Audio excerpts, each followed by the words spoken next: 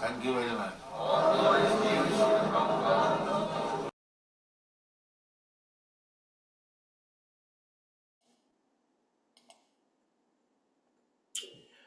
Hare Krishna, dear devotees, please accept our humble obeisances. All glories to Jagat Guru Srila Prabhupada, all glories to Guru Dev, and all glories to His Grace, Ishvara Prabhu.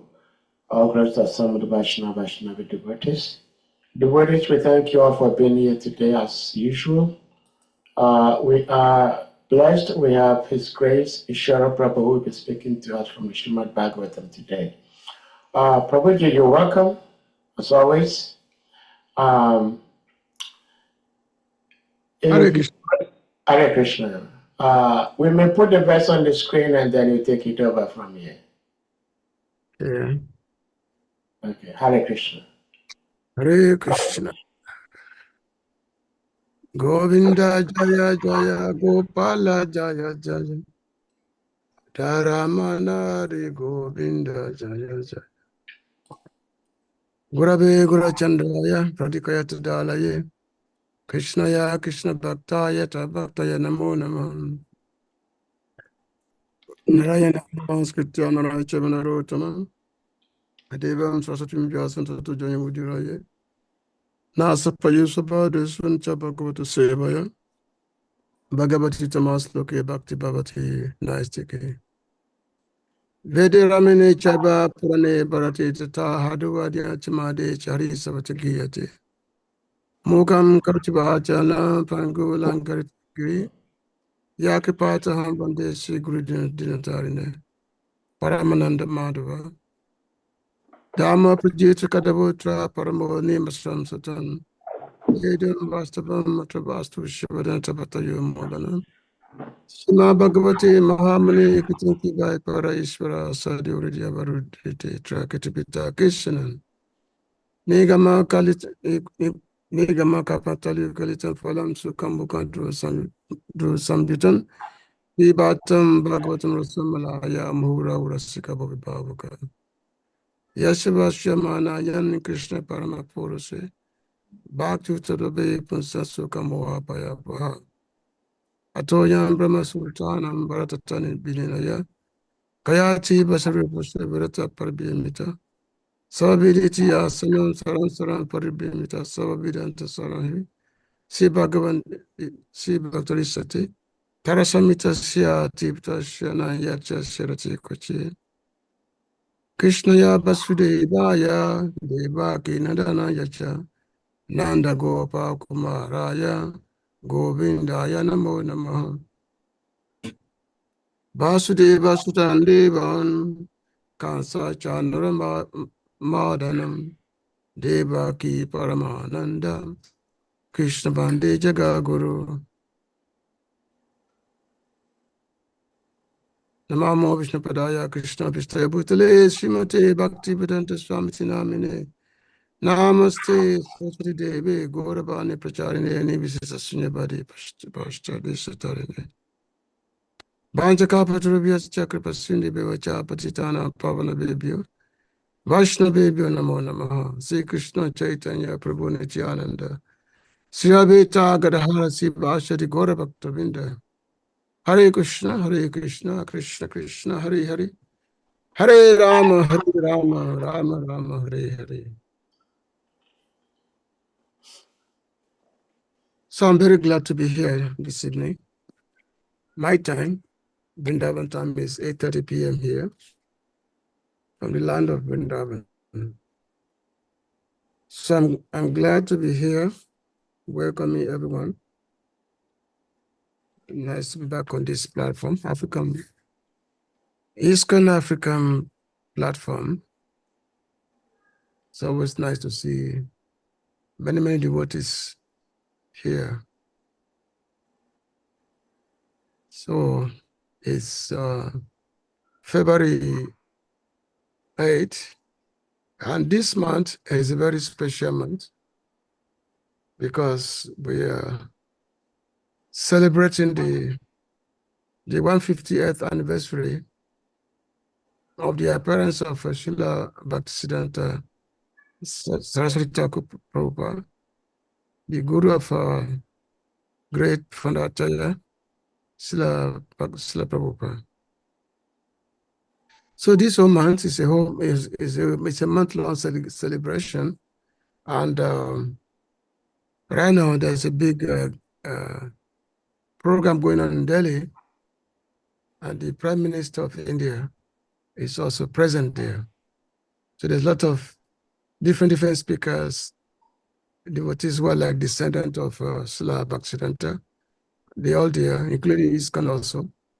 And the Prime Minister of India is also there. So it's a big, grand festivity. And also the government of India, they've released a stamp of Srila Bhaktisiddhanta of 150th anniversary. So this is very auspicious occasion. And also it coincides with the fact that India is undergoing some kind of, I would say, the spiritual renaissance. The spiritual renaissance, because this last month, there was the opening of the Ayodhya temple, the birthplace of Lord Ramachandra, and the Prime Minister himself was the chief officiate of this temple. So putting India in a very good light as a vibrant spiritual place. So this is very good for our preaching. It's good for his preaching, especially ISKCON. ISKCON has a very big presence there in Ayodhya. The ISKCON camp is still there. So in the next 2 weeks, less than 2 weeks, we're going to celebrate the Srila Nityananda Prabhu's appearance day on the 22nd. So today is, today is 8. So about 14 days from now, 2 weeks from today, we have the celebration of the appearance of Sri Nityananda Prabhu.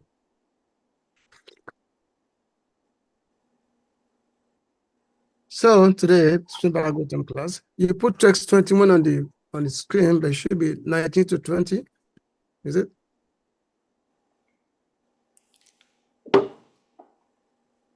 You put 19 to 20, that should be I was saying 19 to 20.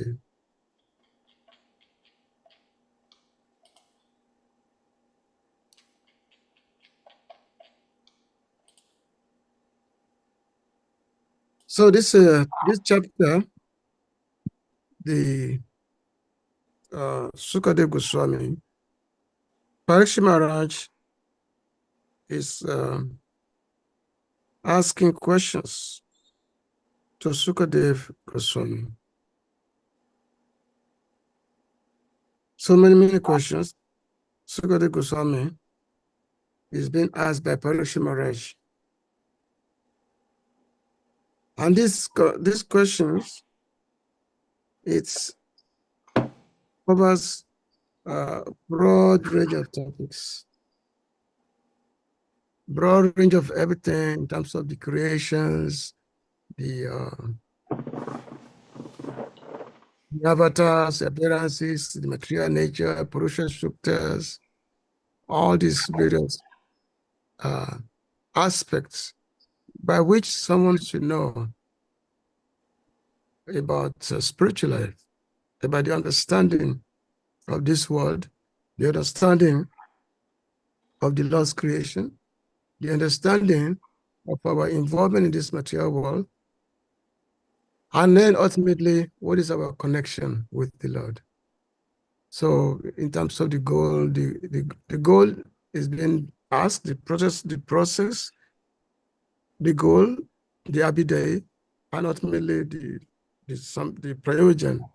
So all these things have been asked in all these various questions, which Parikshit Maharaj has been asking to Sukadeva Goswami. So in the continuation of these questions, is today's so we are next number 19 and then 20, because 19 has no purport. So it's 20 as purport, Basila Prabhupada. So I just chant the verse and then do word for meaning, then translation. And then we can continue forward. Tatvanam parisankilanam lakshanam etu lakshanam puru saradana vidhi yogasya dhyatmikasya cha. So Parikshit Maharaj is asking Sukadeva Goswami. He said, kindly explain all about the elementary principles of creation, the number of such elementary principles, their causes, and their developments, and also the process of devotional service and the method of mystic powers. So this question has been asked. And in briefly, Srila Vishnu Chakravarti Thakur, he had put this verse in a more perspective, whereby it says, please enumerate the elements and describe their principal qualities as well as their effects. Describe the rules for worshiping the Purusha avatars. Describe the activities and the rules for Ashtanga Yoga mixed with Bhakti. So the Lord is talking about the yogas, those who are engaged in yoga practice, Yogeshwaras. So this we're going to be talking about in this text number 20. And this the Purusha avatars, which is being asked about here, the Purusha avatars are the three Vishnu forms, the three Vishnu incarnations, which are Mahavishnu, Gabudakashasai Vishnu, and Kirudasakshai Vishnu. These are the three.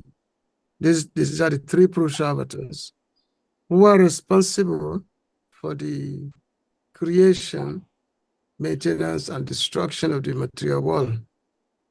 Basically, Mahavishnu,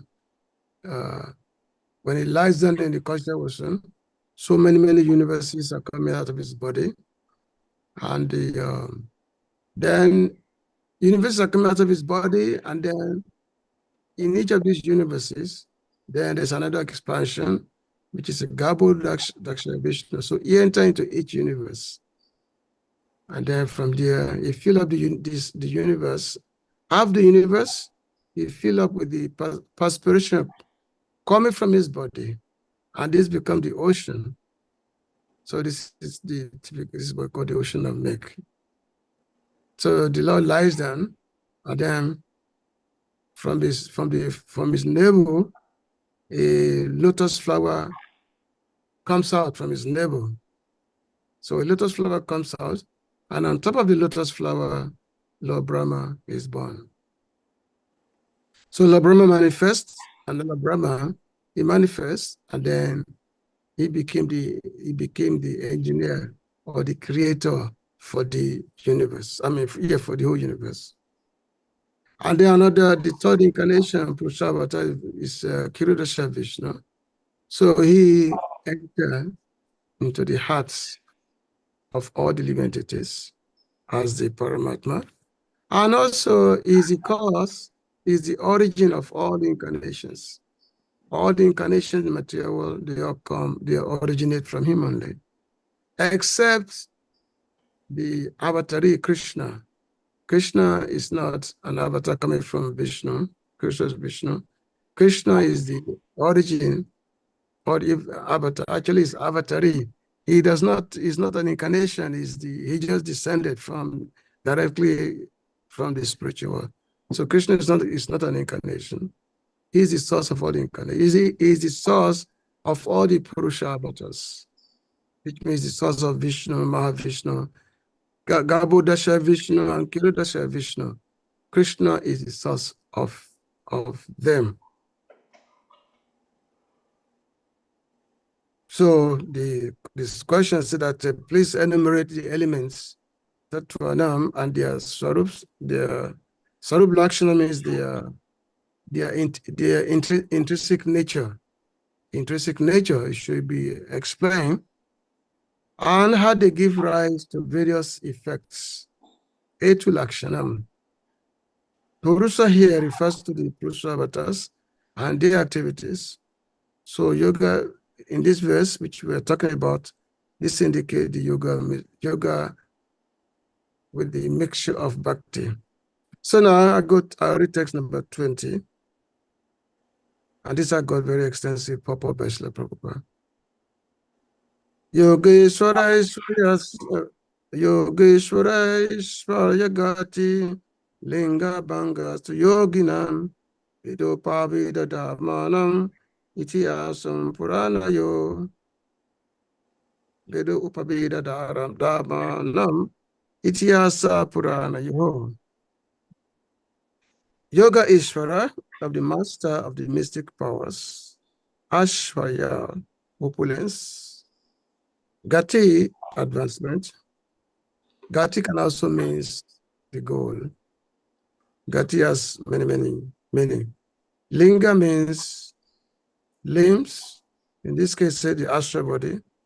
The linga also means the limbs or the particular body. Bhanga, detachment. True, but yogina of the mystics, or those who have attained the perfection in the yoga practice. Veda, transcendental knowledge. Upaveda, knowledge in pursuance of the Veda indirectly. Dharmanam, of the religiosities. Ityasa, history. Puranayo, of the Puranas. Translation and purport by His Divine Grace A.C. Bhaktivedanta Swami Srila Prabhupada. Srila Prabhupada Ki. What are the opulences of the great mystics? And what is their ultimate realization? How does the perfect mystic become detached from the sorrow astral body? What is the basic knowledge of the Vedic literatures, including the branches of history and the supplemental and the supplementary Puranas. Purport. The Yogeshwara, or the master of mystic powers, can exhibit 8 kinds of wonders of perfection by becoming smaller than the atom or lighter than a feather, getting anything and everything he desires, going anywhere and everywhere he likes, creating even a planet in the sky, etc. There are many Yogeshwaras having different proficiencies in these wonderful powers, and the topmost of all is Lord Shiva. So Lord Shiva is also the foremost Yogeshwara. Lord Shiva is the greatest yogi, and he can perform such wonderful things far beyond the ordinary living beings. Lord Shiva is also called Mahadev. The devotees of the Lord, the Supreme Personality of Godhead, do not directly practice the process of mystic yogas, but by the grace of the Lord, his devotee can defeat even the great Yogeshwara, like Durvasa Muni, who picked a quarrel with Maharaj Ambarish. I wanted to show the wonderful achievements of his mystic powers. Maharaj Ambarish was a pure devotee of the Lord, and thus, without any effort on his part, the Lord saved him from the wrath of Yogeshwara Durvasa Muni. And the latter was obliged to beg pardon from the king. Similarly, at the time of Draupadi's precarious position, when she was attacked by the Kurus who wanted to see her naked in the open assembly of the royal order, the Lord saved her from being stripped by supplying an unlimited length of sari to cover her. And Draupadi knew nothing of mystic powers. Therefore, the devotees are also Yogeshwaras by the unlimited power of the Lord. Just as a child is powerful by the strength of the parents, they do not try to protect themselves by any artificial means, but are saved by the mercy of the parents. Maharaj Parikshit inquired from the learned Sukadeva Goswami about the ultimate destination of such mystics, such great mystics, or how they attain such extraordinary powers by their own effort or by the grace of the Lord. He inquired also about their detachment from the sorrow and gross material bodies. He inquired also about the purpose of the Vedic knowledge, as stated in the Bhagavad Gita. The whole purpose of all the Vedas is to know the Supreme Personality of Godhead, and thus become transcendental loving servants of the Lord. Parikshit Maharaj, very dear devotee of the Lord, very dear devotee, his whole lineage, the whole lineage of pure devotees of Lord of Sri Krishna. So, Parikshit Maharaj himself was caused by a Brahmin boy to die within 7 days.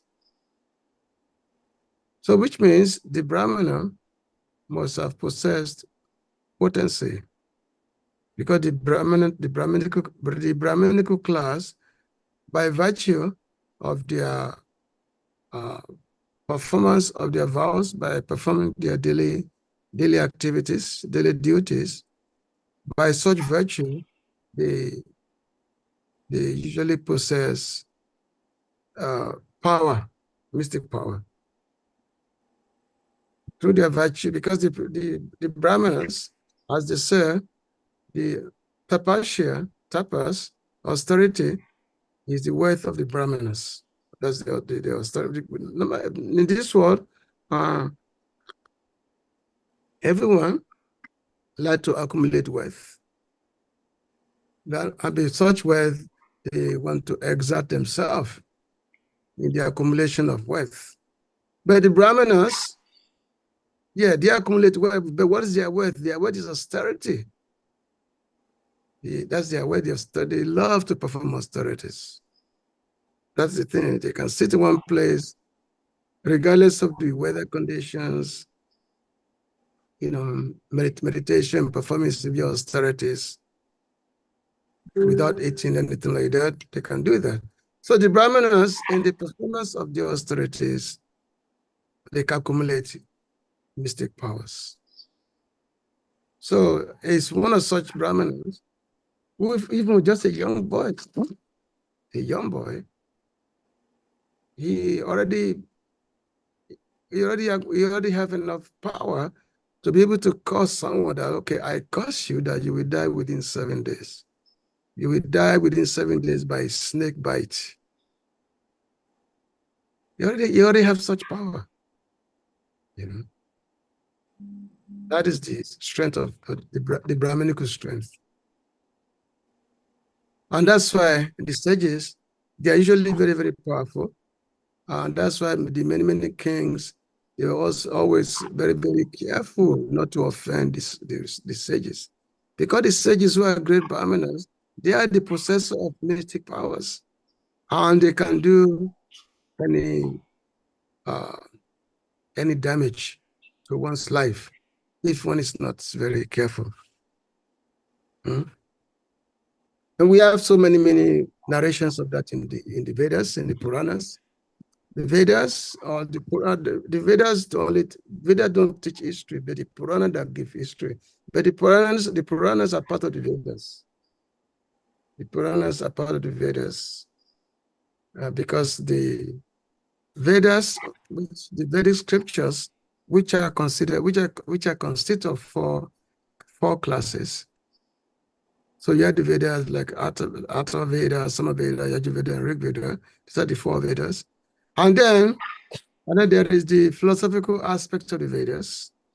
These are the Upanishads. Which are there are many of the Upanishads. And these Upanishads, they teach this philosophical aspect of the Vedas in terms of the inquiry into the nature of life, into the nature of existence. So Upanishad teaches all that. But the pointing of the Upanishad, of course, the pointing the goal. What is the goal? Krishna Parangati, Krishna's Vasudeva Parangati, which means the attainment of the Supreme Lord Krishna as the attainment. And then, see, because not everyone has the proclivity to be able to understand the Vedas or Upanishad. So therefore, we are the Puranas. So these are called Upaveda, part of Upavedas, the Puranas. They are histories, Puranas. There are so many Puranas. There are 18 of them. There are 18 Puranas. And the Puranas are divided into 3 sections. One is considered to be, you have the Tamasic Puranas, you have the Rajasic Purana, then you have the Sattvic Puranas. And the Puranas simply means the old history. They are the old history, but which pertain to our present existence. Even though they are old history, the Puranas are old history, but the application can pertain to our present our present circumstances. And then by such application, which can apply to our present circumstances, we can enable that to search for God, to really understand God, to understand the Supreme Lord. The Visva which say Yogeshwara Ashwara Katile Linga Bangas to Yoginam. Veda Pavida Damana Ityasa Purana Yoho. So this is the question which Parishi Maharaj is asking Sukade Goswami. So it's telling that he said, please speak about the position of power achieved by great devotees, about the destruction of the subtle bodies of the yogis, and about the conclusions of Vedas, Upavedas, Ityasas, and Puranas. So now, as I mentioned earlier, Yogeshwara. Yogeshwara means the controller or those who have attained mystic perfections. Yogeshwara.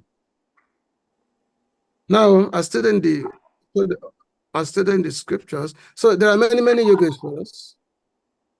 However, another Vedic statement, there is Yogeshwara Ishvara. I think I was reading from the Bhagavatamrita some time ago.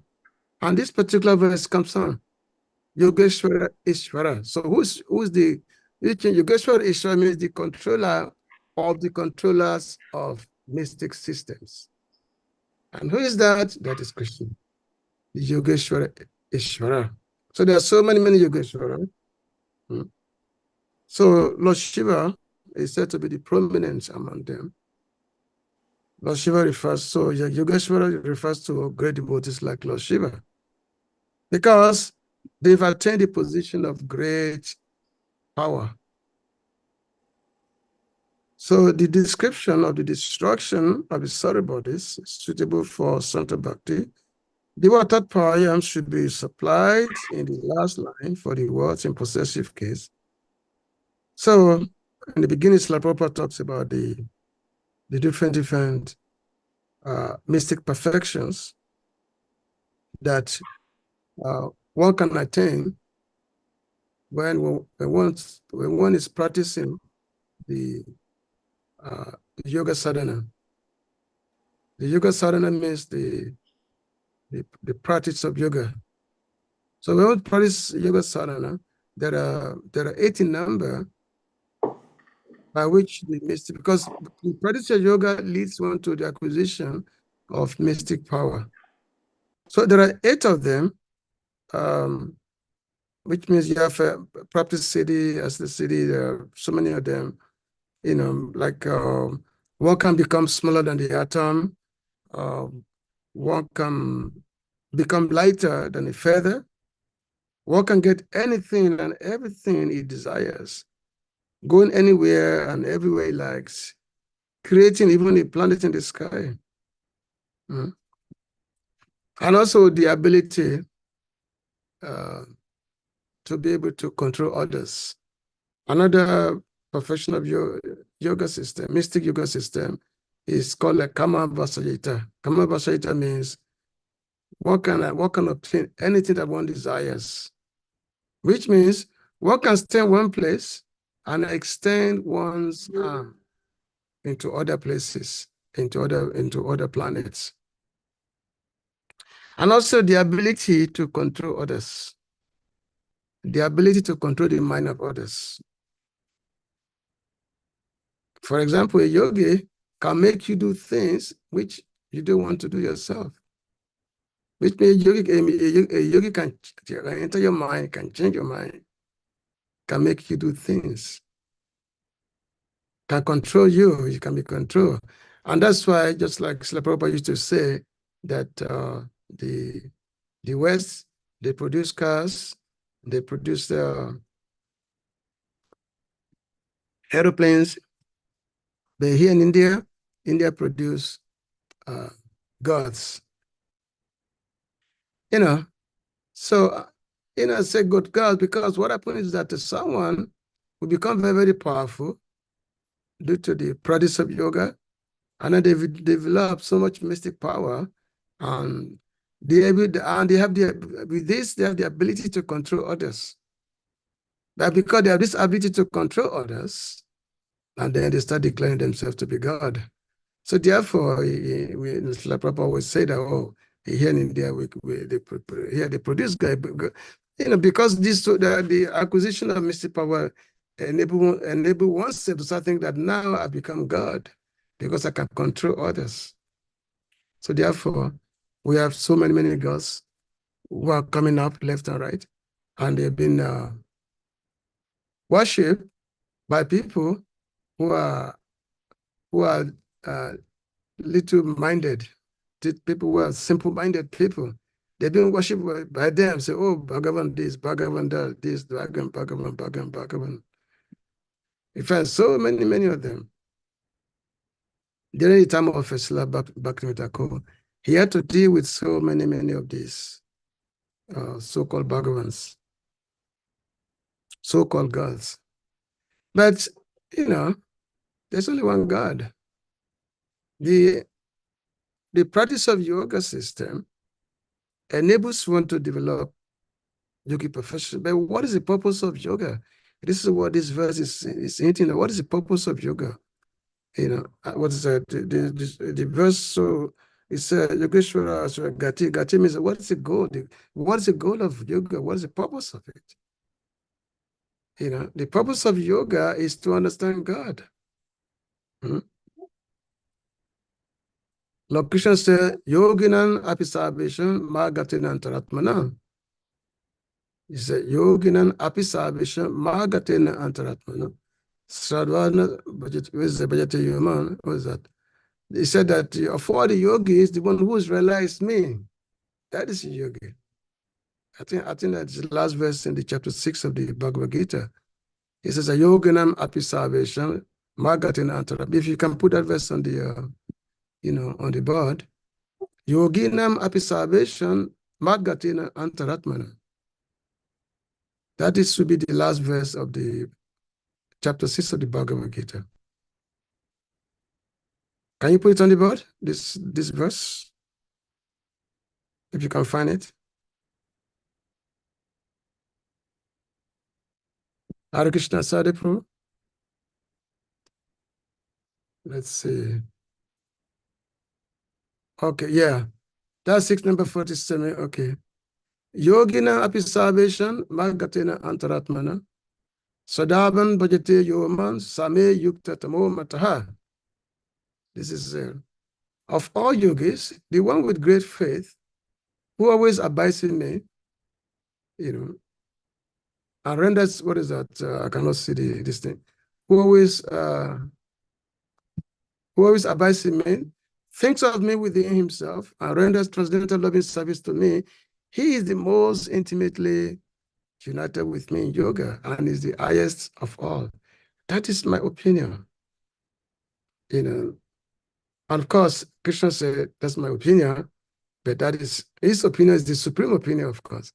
It doesn't mean that it doesn't leave room for us to be speculating. When Krishna said that the best of all yogis is the one who's meditating on me. So it doesn't mean leave the room for us to be speculating. Krishna said, oh, but about this, about that. Now Krishna said that this is, is that person who is always constantly meditating upon me. And when one meditates upon Krishna, when one becomes a devotee of Krishna, a devotee does not aspire to have all these mystic powers.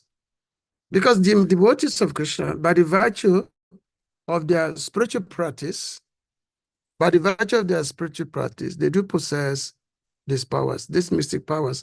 They actually come naturally for devotees. They come naturally for devotees.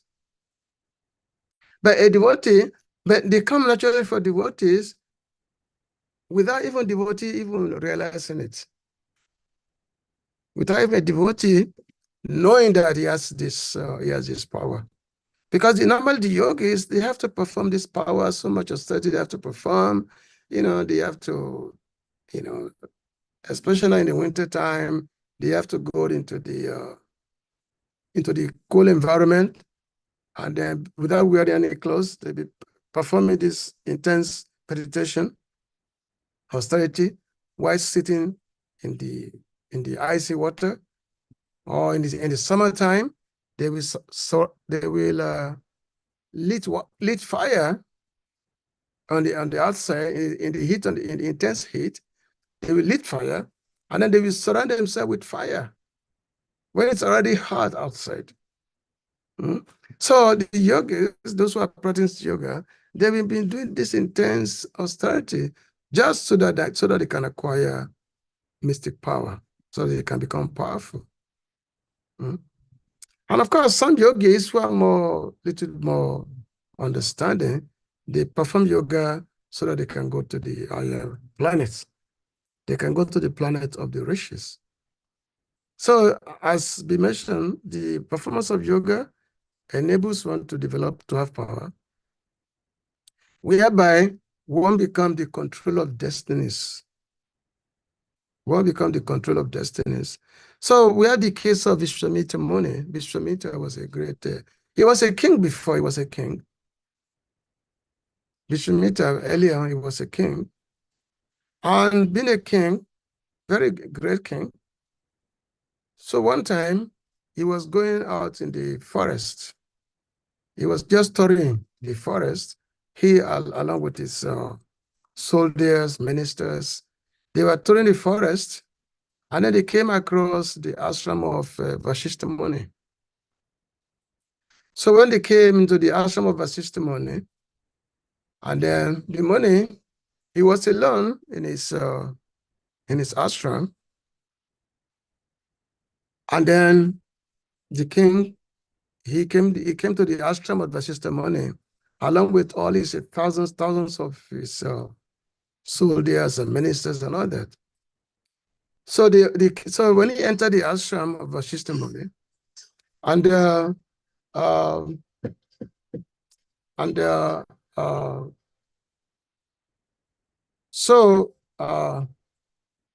so the Muni, he asked them that he want to receive them nicely, he want to entertain them, he want to feed them nicely, he want to feed the king and all this retinue. So the king was surprised. He said that, how's it possible? You are just a Brahman, a sadhu in your little cottage here. How are you going to welcome us? How are you going to feed us? How are you going to receive us? How is that possible? So the Muni said, don't worry. So the Muni, he had Kamdenu. He had a cow, who's actually Kamadenu. Kamadenu means the one who can fulfill all kind of desires. He had this cow, this heavenly cow. So the Muni is simply told the cow that so he told the Vishwamitra that, okay, all of you just sit down. Now I'm going to supply all of you feast. All of you feast. So everybody is surprised. They just sat down, waiting for what is going to happen. But all of a sudden, there is the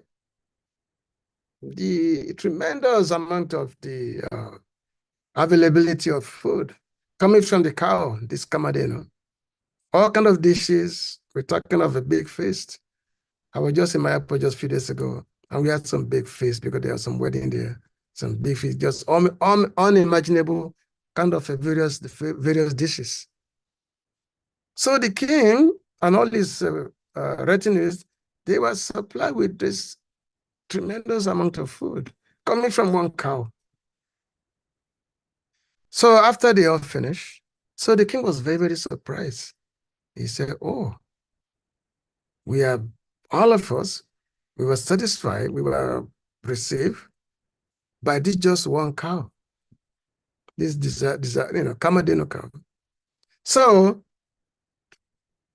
then the king developed this. He said, okay, he said, this cow, because I'm the king of this kingdom, so this cow should belong to the palace, should come to the palace only. Why should this cow stay in the ashram of the rishi? This cow should not be here. This cow should be in my palace. And then, so the king went to the ashram, and then he decided to take the cow away. So Vashtamuni said, no, you cannot take my cow away. You cannot do that. And then, but what can the rishis do? He didn't do anything. So, and then the king, he decided to forcibly take away the cow. So the cow was crying to Vasishtha, and he said, hey, why you allowing these people to take me away? The cow was crying, why you allow them to take me away? So the rishi said, well, what can I do? I'm powerless, what can I do? So saying this, and then the cow defended herself with so much weapons coming from all over the places, and all the soldiers, the armies of Vishmita, they all became defeated. And ran away. So the Vishwamitra tried again and again. They all defeated and ran away. So Vishwamitra could see the power of rishis, the power of sages, their power. So he decided to say, okay, I'm going to become a sage myself. I'm going to become a sage. I'm going to become a rishi. So he renounced his kingdom. I went to the forest. So they went to the forest, started meditating, performing austerity for thousands and thousands of years. He was performing austerity and then became very, very powerful. And then eventually, after a long period of time, because of his austerity, his meditation, yoga performance, so he was eventually declared Brahma Rishi by Lord Brahma. Because until you are declared a Brahma Rishi, you are not really considered a Rishi. So he was eventually declared Brahma Rishi. So he became a great sage, Vishwamitra. Another was, I think you find this story in the Bhagavatam of one king. I think his name is King Shushanku. So this king, he wanted to go to heavenly planet. He wanted to go to heavenly planet in his body, in the same earthly body. He wanted to go to heavenly planet. So he went to the Rishi Vishwamitra that I want to go to heavenly planet. Please send me there. Normally, to go to heaven, you have to, you have to perform so many austerities, not austerity, so many sacrifices. You have to be the most pious person. You have to perform at least 100 Ashwamedha Jaga, all sacrifices, in order for you to go to the heavenly planet. But this King Shushanko, he went to Vishwamitra and said that, please send me to heavenly planet. So because Vishwamitra Muni, he had this huge mystic power, mystic perfection, he said, okay, I'm going to send you to heaven. And then he started sending him to the heavenly planet. So when Lord Indra saw this fellow coming to the heavenly planet, so Lord Indra said, who is this guy? Who is this guy coming here? Who does he think he is? He hasn't performed any sacrifice, any austerity. He doesn't have the qualification to be coming here to heaven. So he pushed him down. He pushed him. He's sending back to the earth. So this guy was falling back to the earth, and he was falling down. So Vishwamitra saw him coming down. He again sent him back up again, So all of a sudden, this guy became like a football. He was being sent up, and Lord Indra was sending him back down. He was going back and forth. So then Vishwamitra became like, okay, I'm going to create another heavenly planet for this king. So I'm going to create another heavenly planet, because being a great sage, he can create a planet himself. So he said, okay, I'm going to create another planet. So eventually, Lord Brahma had to intervene that, look, you cannot just create an heavenly planet just like that. So Lord Brahma had to intervene to stop Vishwamitra in his quest this way. So as they said that the rishis, those who have this who are Yogeshwara, they're able to perform, let's say extraordinary feats, such as even creating planets. We have the case of Kadada Muni. Kadamamuni was the Kadamamuni, who was the father of Kapila Dev. And that time, Kadamamuni was the father of Kapila Dev, and then he had married Devotee. But Kadamamuni, even though he was my Devotee, and Devotee was the daughter of Manu, and being a daughter of Manu, so she was used to the life of opulence life, living in the palace. But when she married to Kadamamuni, because the rishis, they only live in the cottage, and usually they perform austerities. So she herself, she also have to perform austerities only. She has to just simply assisting her husband, because even though she was a princess, living to royal life and all that, but when she married to a rishi, she adopted the lifestyle of the rishi also. So which means she no longer wear costly clothing or jewelries. She removed all those things. She removed all her jewelries, all the clothing, everything, just wearing only just one piece of cloth and engage in the service of her husband.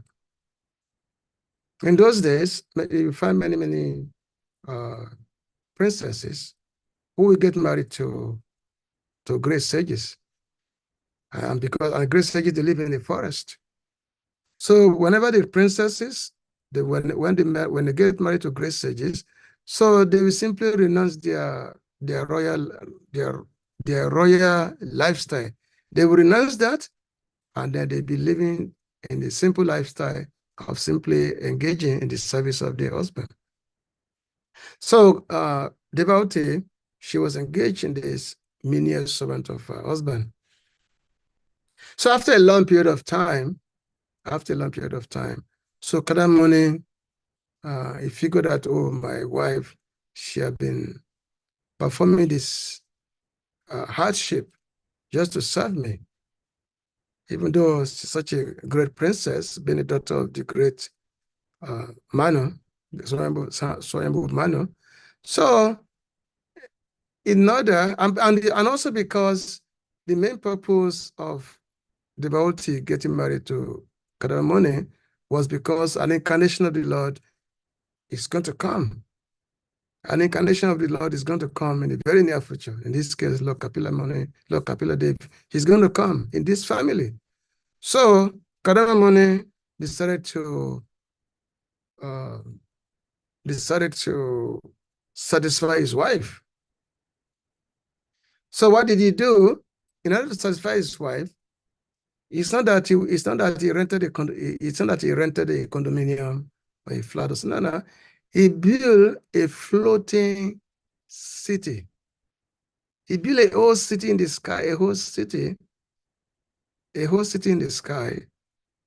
And this city is traveling so many, and this city is so huge city that is whereby everything is there, all the necessities of the city is there. So many highways and so many things, metro is there, everything is there in that city.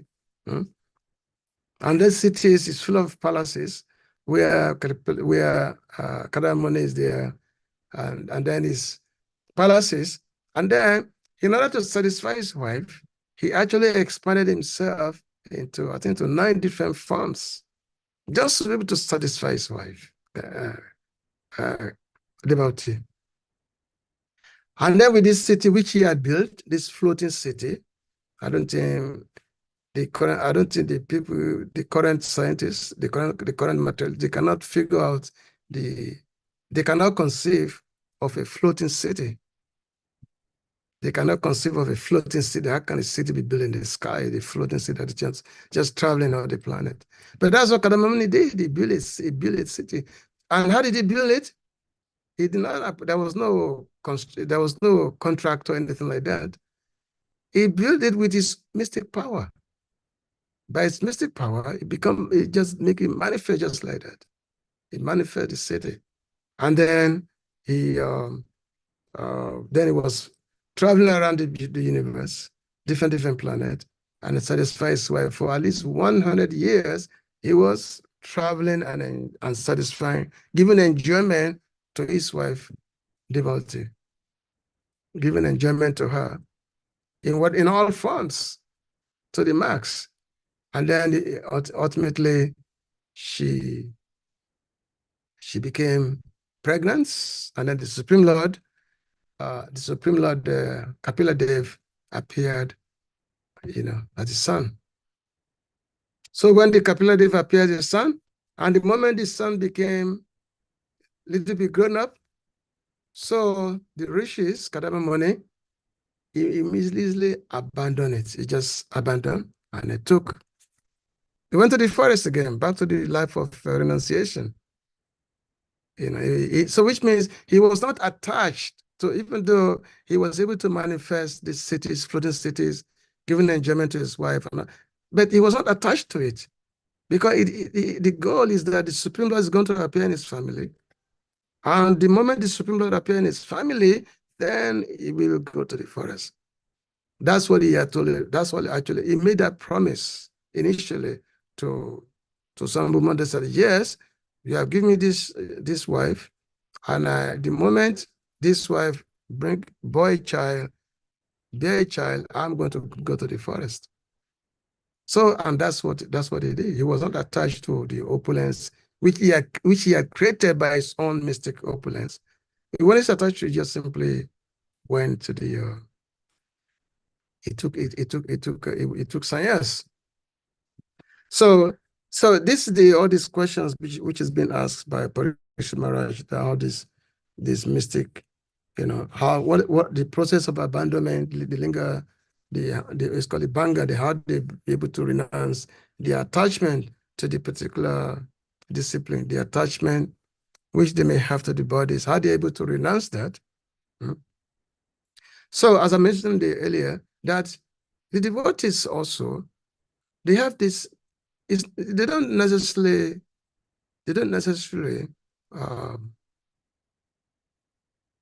make an effort to perform discipline so that they can have mystic power. Devotees don't do that. By the virtue of their being the devotees of the Lord, by the virtue of their surrendering unto the Lord, the mystic power automatically develop. The mystic power, just like you mentioned, that all the qualities or the demigods automatically appear in the body of a devotees. So the example of Ambarish Maharaj is given in a purport, that Ambarish Maharaj, who happened to be an expansion of Lord Shiva, Ambarish is not Ambarish, Devasamuni. Devasamuni was an expansion of Lord Shiva. Great mystic. Great mystic. Devasamuni was not another person. He was an expansion of Lord Shiva himself. So, and Devasamuni is such a person that his will can never be thwarted by anything, because he's an expression of Lord Shiva. And as I said, that he easily gets pleased, and at the same time also easily he's very rational. He can get pleased easily, he can get angry very easily. There are so many stories concerning Devasamuni. So there was one time, Ambarish Maharaj was a great king, and not just a great king, was also a great devotee of the Lord. Savamana Krishna Padana Vindayo, Bhajans Vakunta Gunanavadane. That there are 9 processes of devotional service. We begin with the Shravana Kirtana Smarana Vishnu Pada Sevana. 9 processes of devotional service.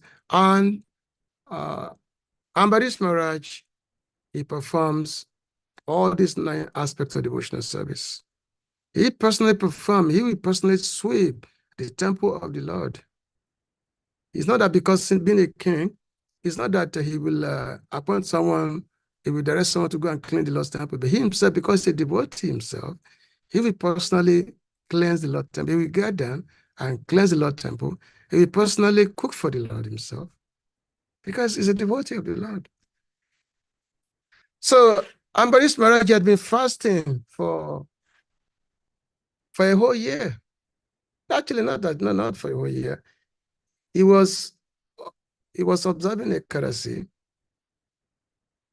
You observe a Ekadasi, and then the day of the Dwadasi, the next day you have to break your fast. The next day, you have to break the fast. So on the Dwadasi is such that there's a certain time that the Dwadasi must be the Dwadasi fast. The fast must be broken at a particular time. It's a particular time. So when Ambarish Maharaj, who had been fasting, because fasting means nija, which means you don't, on the day for the Ekadasi, you don't eat anything. That's the real way to observe Ekadasi. No eating any food or drinking any water. And then you have to keep awake all night long. Be observing the chanting of the Lord's name in Nam Sankirtan. So this was what Ambarish Maharaj was doing. And then the next morning came, whereby he was supposed to break his fast. But just as he was about to break his fast,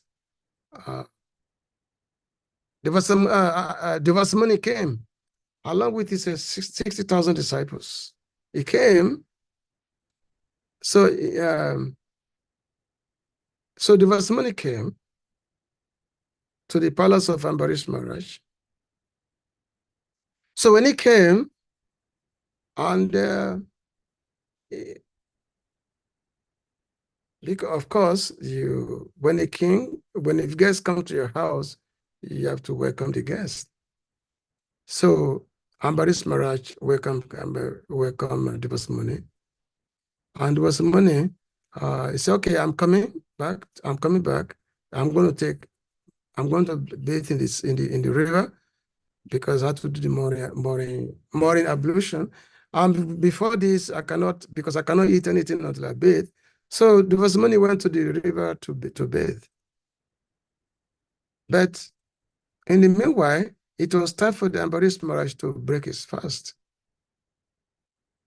So he had to break his fast, but he cannot eat because his guest has to eat first. Because once you have a guest, you cannot eat before your guest. So he was waiting. But Devasmani was not coming. So Ambarish Maharaj asked the Brahmanas that what he should do, because he cannot eat before his guests eat first. In this day, the guest is Devasmani. And at the same time, he has to break the fast. And if you don't break the fast on time, it's considered some kind of an offense. So he asked the Brahmanas what he should do. So the Brahman said, well, according to the Vedic injunctions, if one drinks water, the water is considered to be breaking the fast, and also not breaking the fast, because the water is a neutral element. It's considered to be breaking and breaking the same time. So the Ambarish Maharaj, he took the word of the Brahmana. He accepted the word of the recommendation of the Brahman, so he decided to drink the water.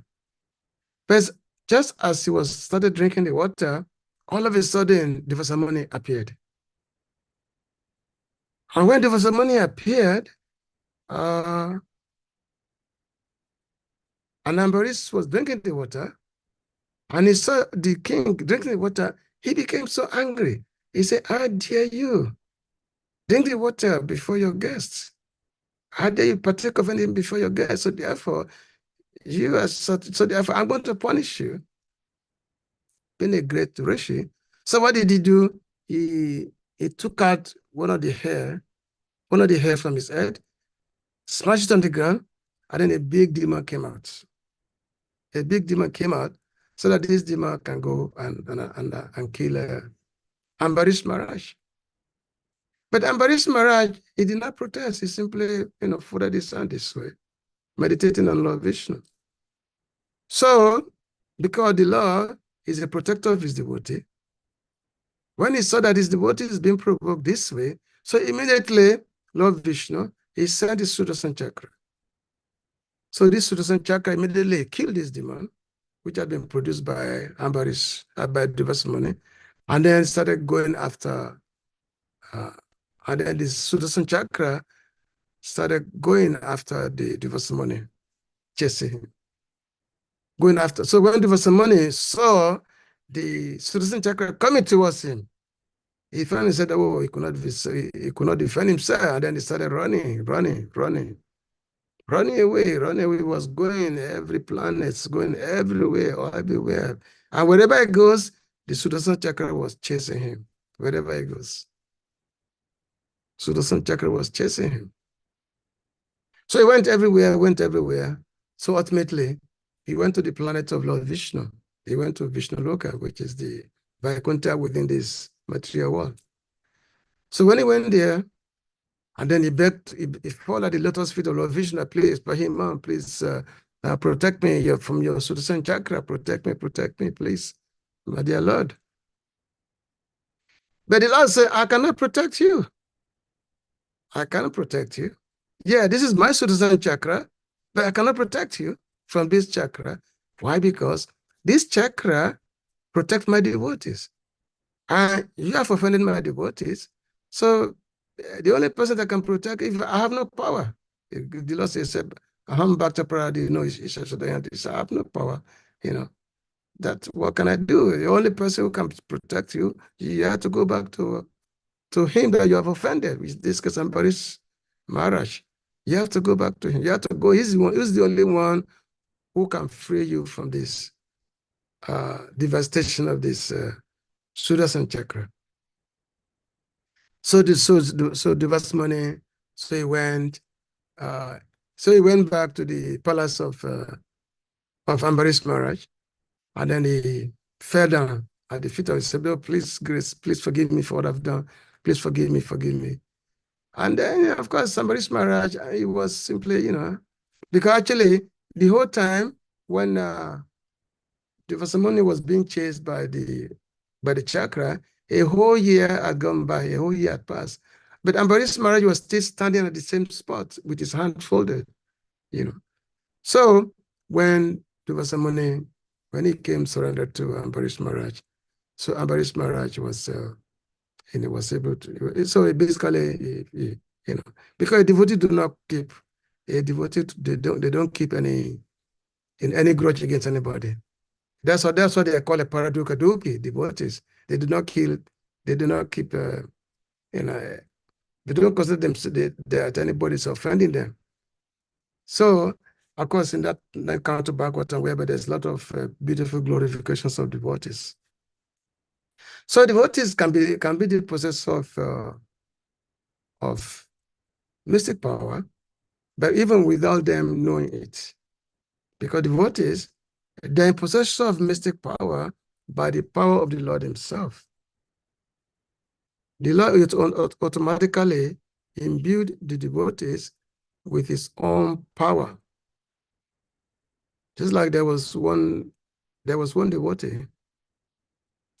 This devotee is a great devotee. Great devotees. And all the devotees, they were asking him to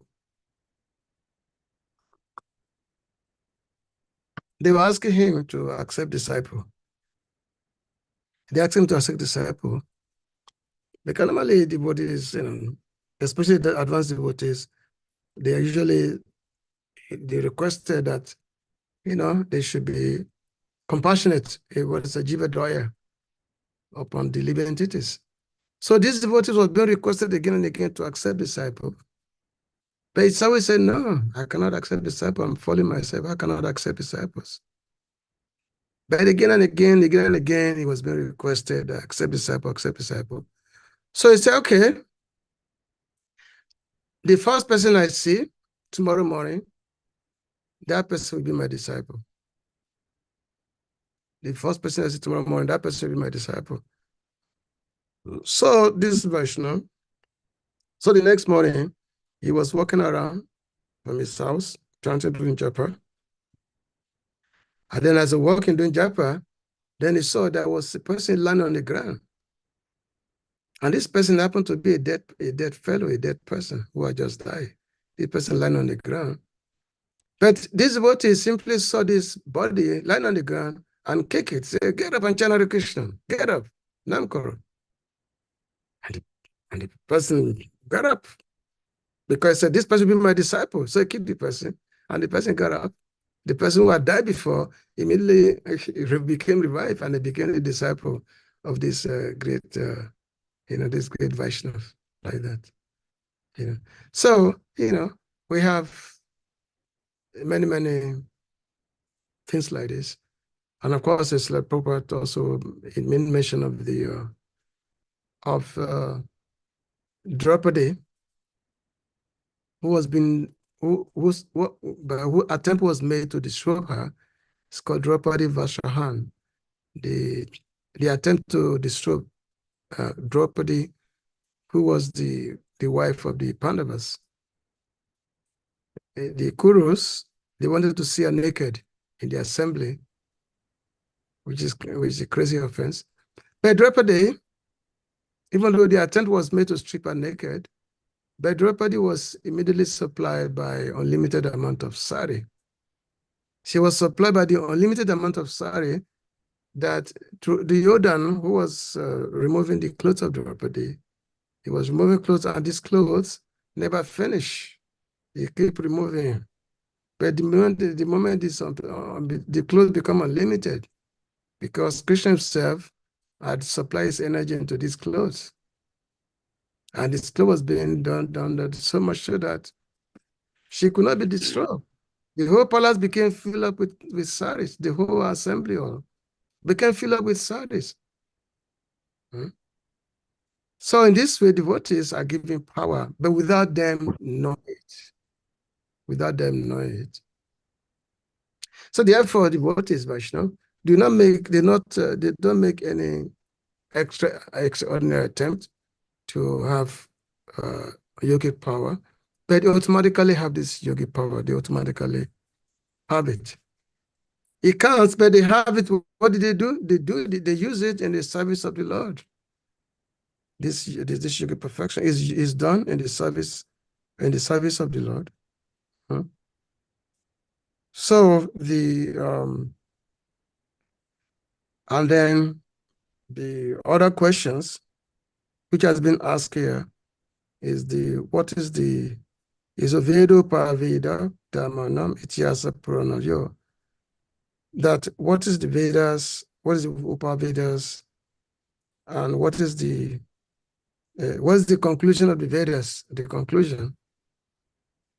So the hint was also given in the chapter 15 of the chapter 15 of the Gita, whereby Lord Krishna says that it's a Sava Sharita Sane Visto, Matasmiti Gena Apuanam Cha.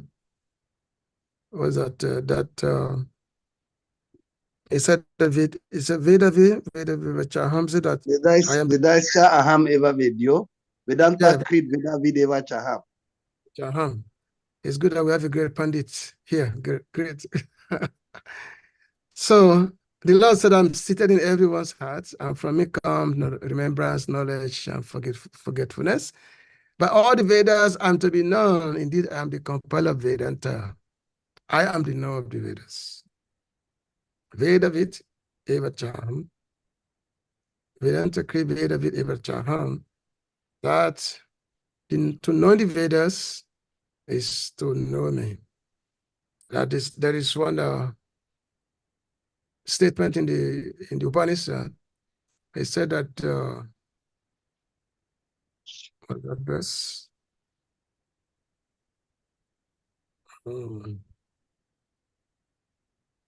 What is this verse? Sava. Okay. Anyway, the verse simply says that by knowing him, everything is known. That is, by knowing him, anyway, he said, but if you know Krishna, everything is known. There's nothing else to be known. Because all the knowledge is meant to understand it. So therefore, the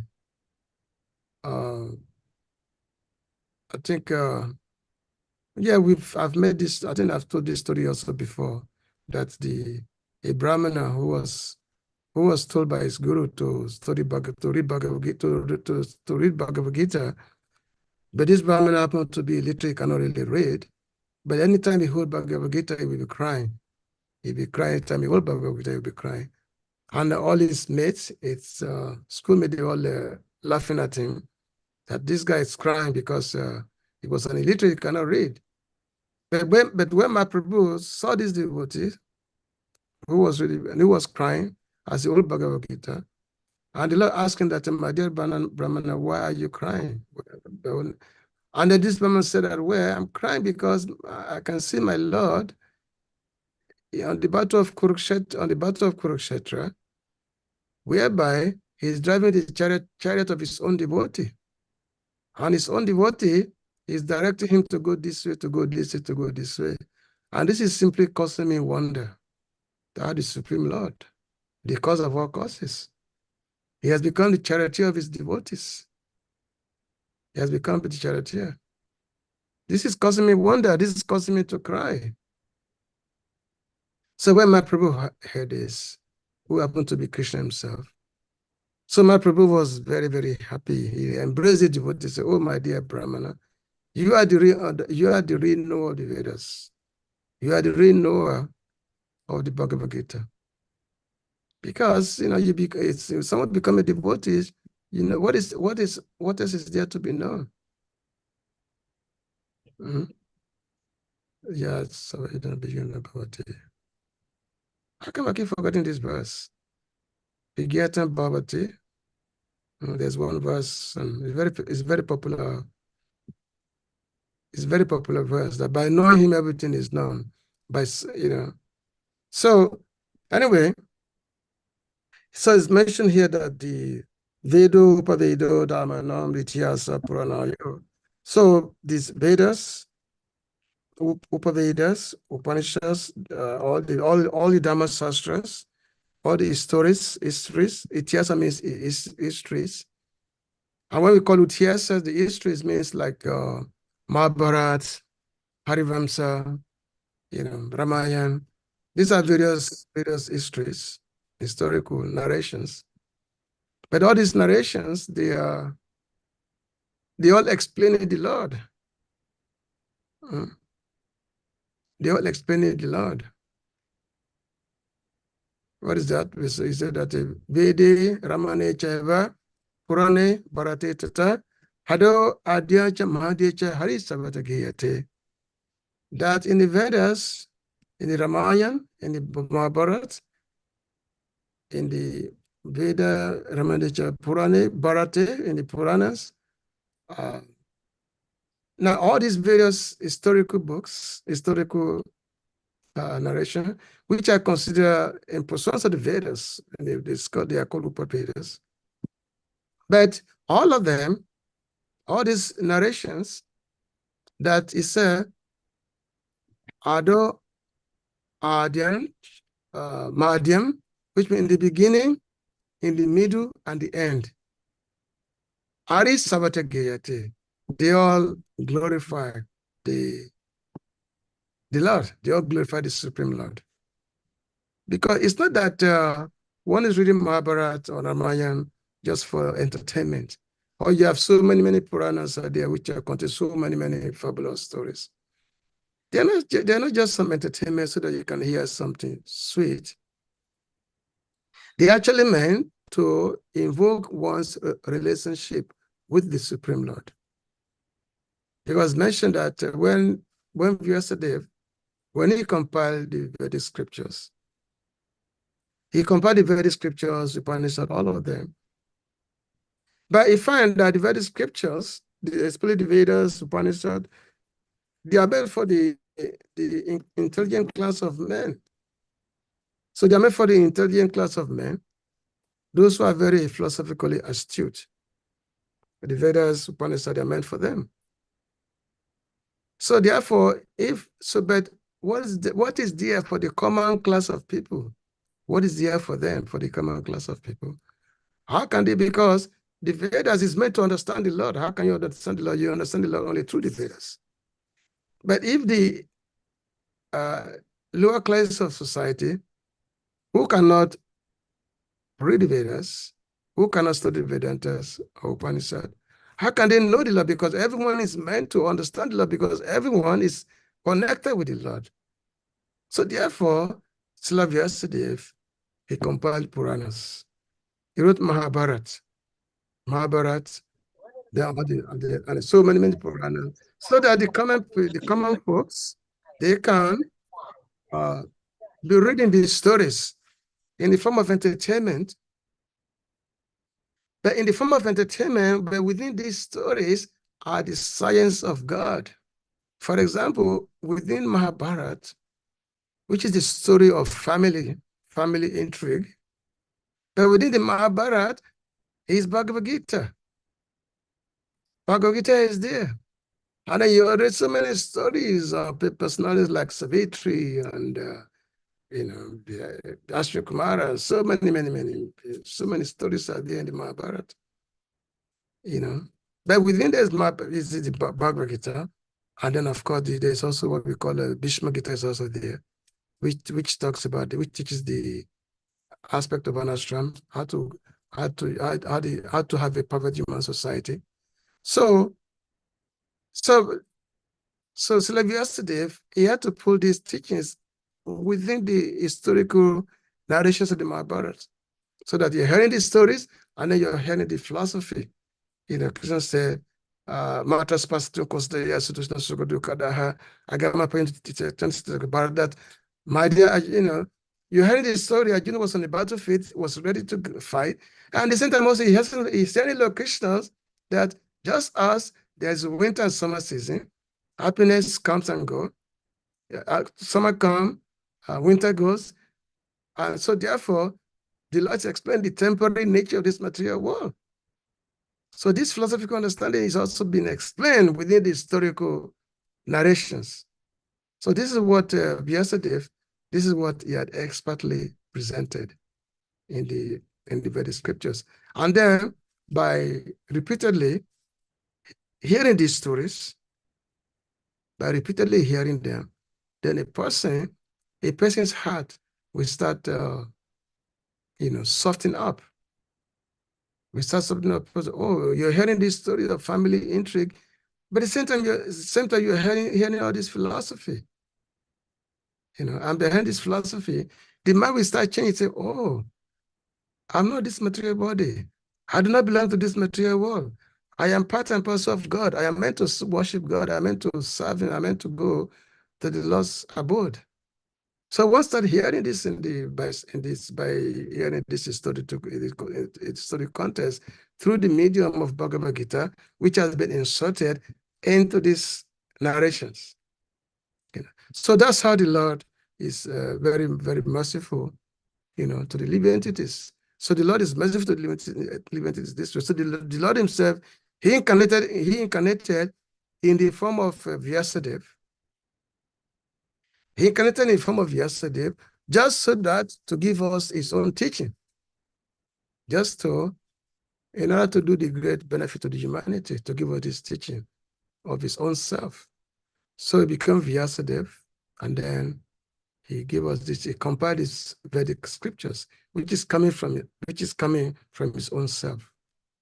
So anyway, this is so many questions are there, which Parshi Maharaj is asking Sukadeva Goswami many questions. Sukadeva Goswami is a perfect master. He's the knower of everything, omniscient. And Parshi Maharaj was a perfect servant, the perfect disciple. Perfect disciple was able to ask a very important question. Being a perfect disciple, so which means that's how we actually define the meaning of disciple and spiritual master. Spiritual initiation means, what is the meaning of Diksha? The Diksha means one be able to ask, one is able to receive the transcendental message from the master. So therefore, when a guru initiates one, he actually initiates one into the transcendental knowledge, whereby one can begin to hear the transcendental message. So therefore, disciples will always have to ask the guru the questions, and the guru will always have to give the answer to the disciple. In the further up to these questionnaires, which Parikshit Maharaj is asking, he is telling Sukadeva Goswami that, my dear Lord, since I've been hearing these wonderful narrations from you, even though I've not been eating anything I've not been eating anything, but I don't feel any pangs of hunger, nor any desire for thirst and to drink. No, I'm not thirsty or anything like that. What I'm hearing from your mouth, the word that is coming from your mouth, is giving me. This is my become it's become the nectarian kata. It's become the nectar which I'm drinking, and it's quenching the thirst, the hunger, So therefore, you find that Bhagavatam was spoken over the period of 7 days. And in that 7 days, there was no rest. Nobody got up to eat or to sleep or to drink. And everybody just sat down for 7 days, whereby for 7 days, Parikshit Maharaj was asking questions to Sukadeva Goswami. And Sukadeva Goswami was giving the answer. For 7 days, this is the real Bhagavad Gita. Because the topic is the Supreme Lord. The topic is Krishna. So therefore, where this is being discussed, nobody feel any tiredness, nobody feel any hunger or thirst, anything like that. They simply want to drink in this nectar that is coming from the lotus mouth of a pure devotee of Krishna. So, this question is very, very nice, very, very, you can see many, many questions are there. And the answer to these questions, they're going to be coming up and over the next several chapters, several cantos of the Bhagavatam. So this just giving us the basics, giving us the scenario, what we're going to be hearing in the future in the pages of the Srimad Bhagavatam. So I'm going to stop here. You can please, anybody have any question or comments? You can please go ahead. Hare Krishna. Hare Krishna. So we thank you for speaking. It's great to share, Prabhu. Anyone with questions, comments, realizations, please, you may unmute and go ahead to speak.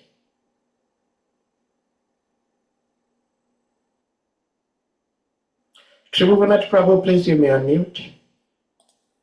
Hare Krishna, Prabhu. Oh, Hare Krishna, our dear Pujari. Hare Krishna. Ishvara Baba ki jai. Ishvara, thank you for dealing with this local so nicely.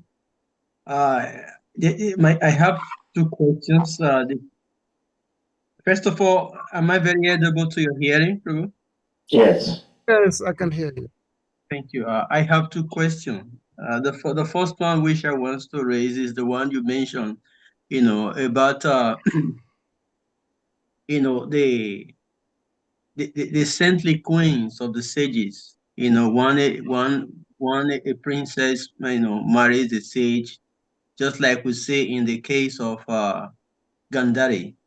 She married Dhritarashtra, and he heard that Dhritarashtra was blind. As soon as he entered the fold of Dhritarashtra, she has to blindfold her eyes just to be on the same level with the husband. So I want to first of all ask this question from your experience. How do we see the replicate of that scenario in today's world? Well, these are very highly cultured people in a very highly cultured society. Personalities like Gandhari, or the person we have read about like Kashyapa, many of them. I mean, even Draupadi had to marry 5 husbands. So these are very, very highly cultured people in a highly cultured society. Whereas in present day, it's just not there. That's why I mentioned that Kali is the Kali Yuga is the ocean, it's a dark age, it's an ocean of thought. It's in the present scenario, It's just not possible. You cannot find such a thing whereby a woman will adopt the lifestyle or the mood of the husband. It's just not there. We don't see it. You know, if a woman see that, for no woman is going to marry a blind person. And you will not find that. Not talk of her covering her eye because she has to follow the footstep of Gandhari. So, it's we cannot really compare those days, those time to the present time. We cannot really compare it. And that's why, Mahaprabhu, our Acharya, simply give us the most basic thing that just do this alone, become Krishna conscious. Chaitanya Prabhu is called Patita Pavan. So therefore, personality like Prabhupada is also called Patita Pavan, the labor of the fall, because we are so fallen, we are not able to emulate these Vedic personalities. We are not able to emulate them. But we can do the basic, which we have been given in terms of the simple process of sadhana bhakti, of devotional service. We did that, yes. We do as we are told, we hear Bhagavatam, we recite Bhagavatams, we chant as we have been told, we do deity worship. And by following the surrendering to Guru and Krishna, we can attain the goal of life. We can also attain the same goal as these great personalities of the past have attained, basically. But otherwise, what we did in the past is just, this present time is just not there. It's not there. So, okay, how's your second question? Prabhu, before I go to the second question, I don't want to stress it further, but I just want to leave a comment on that. So if what happens in the past or the experience in the past has no relevancy in the present, so what will be the use? It has relevance, but we cannot step up to the plate. Therefore, we can't step up.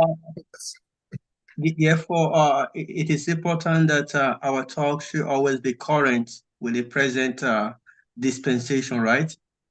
Yeah, exactly. Yeah. Okay. Thank you. I leave that aside. So the second one, just like you reference the scriptures that one who surrenders to the Lord, all the mystical potence, powers manifest in the person, and I do believe that personal experience, personal, applications, it plays more role in times of teachings and learning. So for you, for many years, you have renounced, you have been in the forum of devotional service. So what is your personal experience you have to share with us, on these notes, talking about the mystical experience that for years of practice, years of surrenders that you have absorbed, or that you can share some little light on that, bro? Well, first of all, if I start telling you that I got mystic power, you go say, yeah. start telling you that, First of all, devotees do not, as they say, broadcast their own glories. Devotees do not do that. And as a matter of fact, a devotee's advancement is, the more a devotee advance, the more they realize that they are falling. So I cannot really say, oh, I've attained this much. That is, whatever it is, everything is all dependent on the Lord. We cannot say that this is what I've attained. Otherwise, it's just another form of pomposity, arrogance. That yes, I've got this much, I've got that much. No, I'm still trying to develop taste in the holy name of the Lord. That is what if I can get that, that is my perfection. Trying to develop the taste of the holy name, trying to, chant without stopping all day long. So that is my aspiration. That's my aspiration. That's my only aspiration in life. Developing taste for the Lord. I don't want to be on an assumption ground, but I do believe that there is difference between, advancement and uh, having some cities or yoga mystical city. I think there is a difference between that because Yeah, in our many experiences, many things have manifested, many things have come, but we don't take any cognizance in that. I remember, I mean, we have, especially during the time when I used to do Sankirtan, there have been many experiences, many things would just happen all of a sudden, and you without even realizing it. But it happens without even our own cognizance. When you say many things, Prabhu, what do you mean by that? So that we can, this is what we mean, sharing. We are all to learn from you. Okay, there Yeah. was one time I was on traveling Sankirtan. I think I was in Lagos, and I had one driver with me, and we were going to another place. And then as we were coming, all of a sudden we were attacked by the armed robbers. All of a sudden. So I didn't say anything. I just sat down on my chair, and then I started chanting the Shingadev mantra. So for this guy, this armed robber, they've already grabbed the key of they've already grabbed the key of the car, and they were trying to drag out the driver. But I was simply sat down chanting, the mantra. So this guy all of a sudden they came back, they gave us the key, brought the key back, and then they ran away all of a sudden. So and then we went. So many things happen mystical way, which again, all this can only be attributed to the loss from protection. So I cannot say that all because I'm so powerful. So therefore this thing has happened. Or this, again, devotees devotees just don't think of those things. It just comes. It just comes. That's all. And that's what Prabhupada also mentioned in the purport, that devotees, they are for this power also, but it's only been manifest only through the grace of the Lord only. Because Prabhupada was alone, but the Lord became unlimited sari to protect her. Okay, yeah, another person. Yeah, Madhavan, Prabhu, please you may unmute.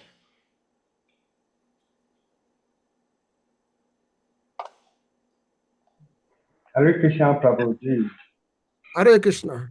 Hare Krishna. Thank you for your nectar that you gave us this afternoon. And actually, before this lecture, I wasn't feeling too fine. But after hearing your lecture, I became more enlivened. I feel better.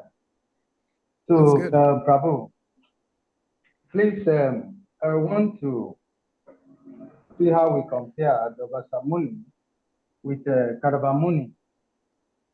Because Dovasa Muni was a Muni, but at the same time, he took offense from a devotee, even a pure devotee. Whereas Kadamuni even gave birth to the Supreme Lord. These two personalities are money. So what's making the difference? And then what's the sampradaya for the yogis or their spiritual master who train people just to be yogis, mystical yogis? Hare Krishna Prabhu. Yeah, they are monies, of course, but sometimes the money was so powerful that those who are more powerful than the monies are the devotees of the Lord. So the first Muni was a great yogi, great mystic yogi, and he's not just an ordinary Muni, he also happened to be an incarnation and expansion of Lord Shiva. So which means a great Muni. And so as Prabhupada explained in the purport that he tried to exhibit his own power to a devotee. And then he met his match. The devotees, even though devotees are simple, but devotees, by the virtue of their simply being a surrendered devotee of the Lord, they automatically far above any kind of mystic yogi.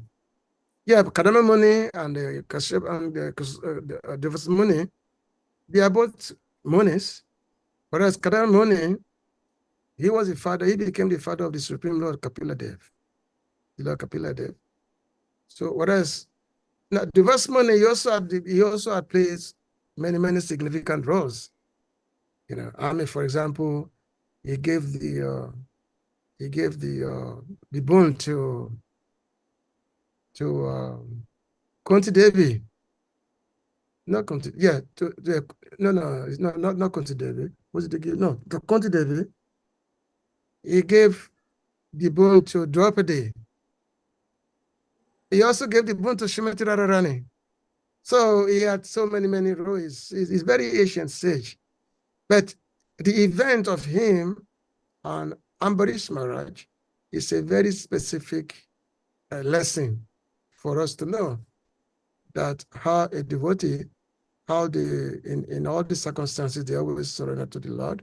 And and the fact that devotees, they're always under the protection of the Lord's. The Sudarshan chakra protect devotees of the Lord always. Chaitanya Prabhu, he was also, I'm emphasizing this also with the devotees, when he was traveling when he was traveling with the devotees to Jagannath Puri. Chaitanya Prabhu was emphasizing that how the devotees always been protected by the Sudarshan chakra of the Lord. So the event of this morning was that, yes, great sage, great mystic sage he is, but he doesn't mean that yes, he's above the devotees of the Lord. Devotees of the Lord, even the Lord said, he said, I'm not in front of my devotees, I'm not independent.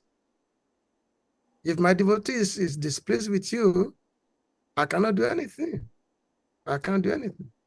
The Lord said, I'm before my devotees, I'm powerless. But that is the Lord's own glory, because that's the Lord, because his devotees are very special for him. So therefore, if you offend devotees of the Lord cannot protect you. He cannot protect you if you offend the devotee of the Lord. That's why I said that if your devotee is offended, only person that can forgive the offender is that devotee. Even though the devotees do not take offenses, but if you offend the devotees, then only. So this is that lesson is being taught in the case of Divorce Money and Ambarish Maharaj. Otherwise, we should not be going around. We should not be discounting the Divorce Money. He's actually a great sage. He's also a great devotee of the Lord. Also, he's also a devotee. But they just play different roles. That's what this is what the Puranic teachings. That's what they give us. Playing different roles to teach us a particular lesson, especially about the power of a devotee, such as Ambarish Maharaj. Thank you, Prabhu. Hare Krishna. Hare Krishna. Hare Krishna. Thank you for your questions, devotees. Anyone else?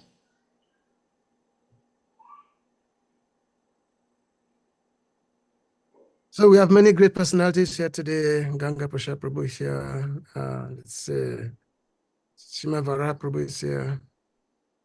And our dear great Pujari from Vrindavan is here. Are you ready with your Misu type question? Sadi Prabhu? No. Your Misu today. I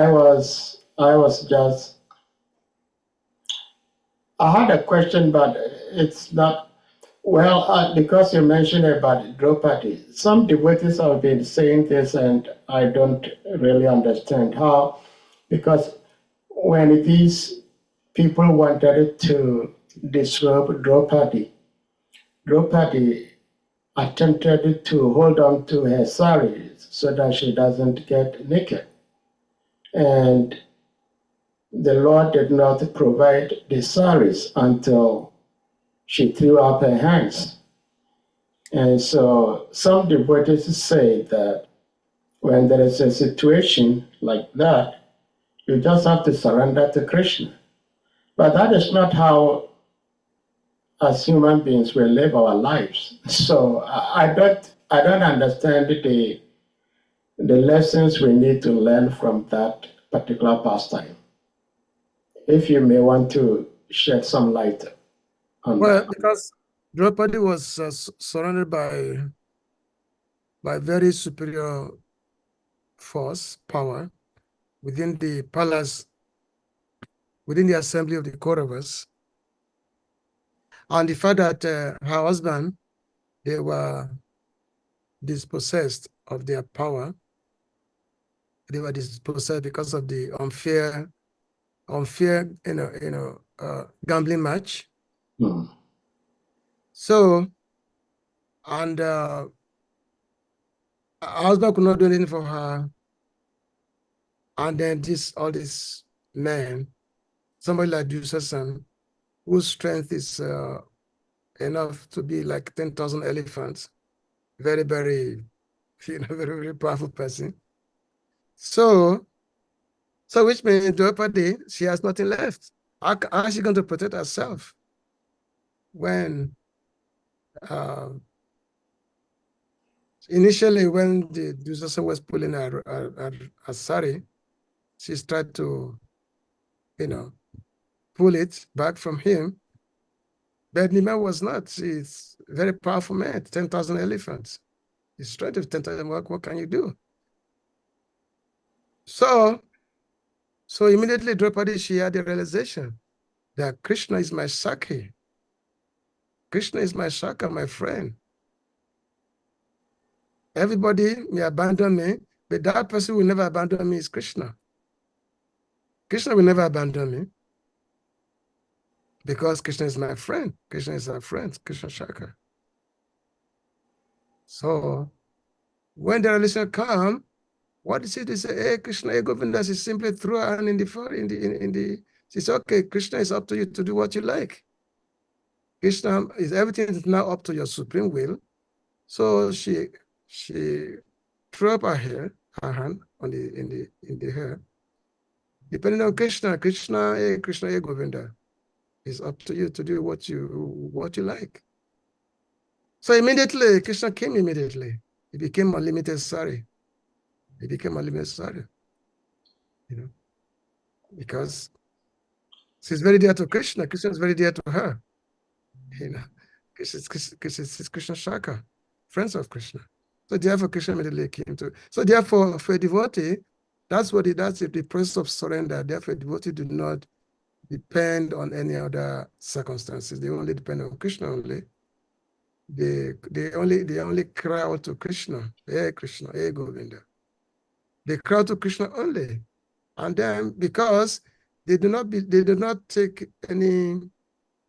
repose in any particular ability that they may have, their own ability, that, oh, I have this particular strength. No. They simply depend on Krishna, the total surrender to Krishna, because it's total surrender. So therefore, to them it's like, hey, Krishna, it's up to you. Do what you like. Do whatever you feel may happen to me. It's up to you, Krishna. So this is the circumstance of Draupadi, and that's a lesson that we learn of Draupadi in this particular situation. And we have to remember that the whole battle of Kurukshetra was fought because of Draupadi only. She was fought because of Draupadi, because of the offense committed to her. The whole battle of Kurukshetra was fought whereby millions and millions of soldiers were killed because of the offense caused to Draupadi. Hare Krishna. Madhavan Prabhu has a question. Please, okay. You may unmute. Hare Krishna, Prabhuji.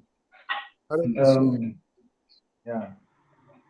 Generally, when people approach a devotee, ordinary people, the populace, the impression is that they want to approach you for a particular mystical power. And but at the same time, devotees are not so much interested in all these mystical powers. But generally, when people approach devotees, they have their initial desire or expectation.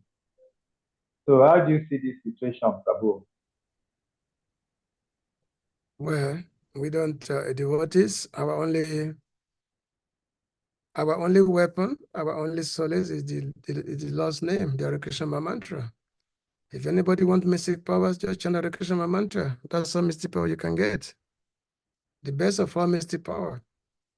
But they're not that the illusion of becoming so powerful. So because you want to become so powerful, so that you can perform so many magical feats.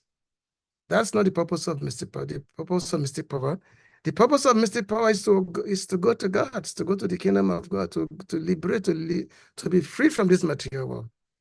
That is the real mystic power. Just be able to have some so-called power, so that you can these so-called mystic cities. No, it doesn't take you anywhere. The real mystic perfection cities is the ability to be able to transfer oneself to the kingdom of God.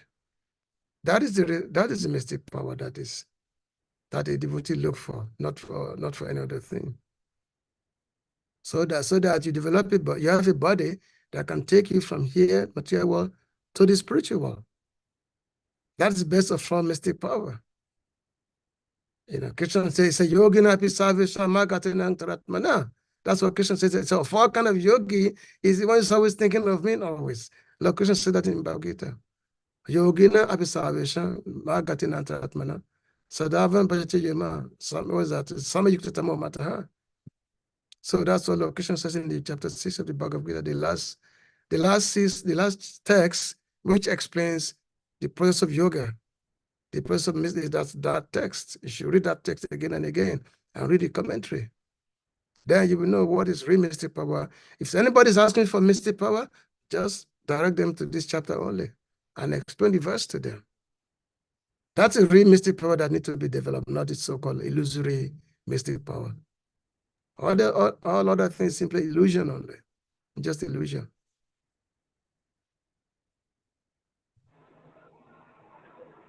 Thank you very much, Prabhu. Hare Krishna. Yeah. Madhavan Prabhu, thank you for your question, and His Grace Ishara Prabhu, thank you so much for the answer.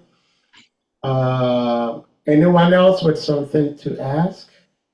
Oh, Govinda Prabhu? Okay, Govinda Prabhu, then we'll go to His Grace Srima Vara. Vara Prabhu, sorry, Govinda Prabhu, go ahead, please. Hare Krishna, Prabhu. Ishvara Hare Prabhu, please accept my respectful obeisances. Hare All Krishna. glories to you, all glories to Srila Prabhupada. Prabhupada. Thank you very much. Prabhu, I have two questions. Mhm. I have two Yeah. questions. My first question is about some video that I watched this morning. And this video is this devotee is talking about a form of Lord Nrsimhadev that is found in the Himachalan forest. And this Vigraha has a body like a human being. If you touch the body, you will feel it like you're touching a human flesh. And even a hair grow on this body of Lord Nrsimhadev. Have you heard anything about this deity? And can you talk a little bit about him? Well, Nashinga simply means half man, half lion. Shinga means lion and Nri means human. So Nashinga means the bottom portion is like a human being and the top portion is the head of a lion. So that's what Nrsimhadev did. And according to the Vedic narrations, Lord Nrsimhadev comes in many times, not just only the time that he came to kill Hiranyakashipu. There are other manifestations of Lord Nrsimhadev, whereby he has appeared to devotees in a different time. So, so because there are different kappas, kappa means different creations of different days of Lord Brahma, when Lord Nrsimhadev has come. Just like many of the incarnations, also like Varahadev. This is explained nicely. There's one book called Lagu Bhagavatamrita by Srila Rupa Goswami, and he explains all these many incarnations. When they come, there are various appearances. So therefore, and the various appearances also take different shapes. It takes different shapes. There are various appearances. So again, Himachala or Sindhachala or different places. Typically, Nishingadev appeared in the heavenly planet. When he killed Hiranyakashipu, this was in the heavenly planet. But however, also his appearance has also been in this planet, whereby the form appeared to different devotees at different times. The Lord Nishingadev is being worshipped eternally by the devotees. There's a Purana is there, and the Nishinga Purana is there, which you can read, which explains so many pastimes of Lord Nishingadev. Okay. Ahobilan is there, Ahobilan Nishingadev is there, Ugra Nishinga, many forms of Lord Nishinga. So actually this form is, many devotees, they worship this form of the Lord, this form of Nishingadev Bhagavan. So that's, Nishinga means half man, half lion. Yeah, half man, the body of a man, skin, and the top, the head of a lion. So it's just one of a wonderful manifestation of the Lord. That's it. Yeah, thank you very much, Prabhu. Yeah, specifically, have you heard about this deity Maybe that not I'm talking about? I know that I've heard of many Nishingadev forms which has appeared in many places, but maybe not that specific one that you, maybe also that devotee may not have given the proper descriptions. Again, there are many forms of the Lord. Again, simple term, Nishingadev means half man, half human. I mean, half human and half lion. That's just what it means. So, but the specific cause may appear in different from specific places. And I said again, the Lord says he has appeared in many places. Many places and places appear, is worshipped differently in that, is worshipped differently in that places. Okay, Prabhu, thank you very much. Yeah, I thought maybe you heard about this very deity, so I wanted to know more about him from you. Okay, Prabhu, my second question. I see that people asking where he saw the deity. Okay, your second question. Yeah, my second question would be the difference between this yogi's powers and our modern scientific inventions. The yogis, they are not spiritual. They are not spiritual, because there's a difference between spiritual and mystical. In other words, subtle elements and then the spiritual elements. So the manipulations of the yogis are all on a subtle manifestations of energies. I don't know, you can correct me if I'm wrong. And so the yogis can become lighter than the lightest, so they can fly. Now the scientist has also been able to manufacture something like aeroplane that can also fly. This heavy machine can fly. I'm not talking about the object, but I'm talking about the substance that bring the manifestations of all these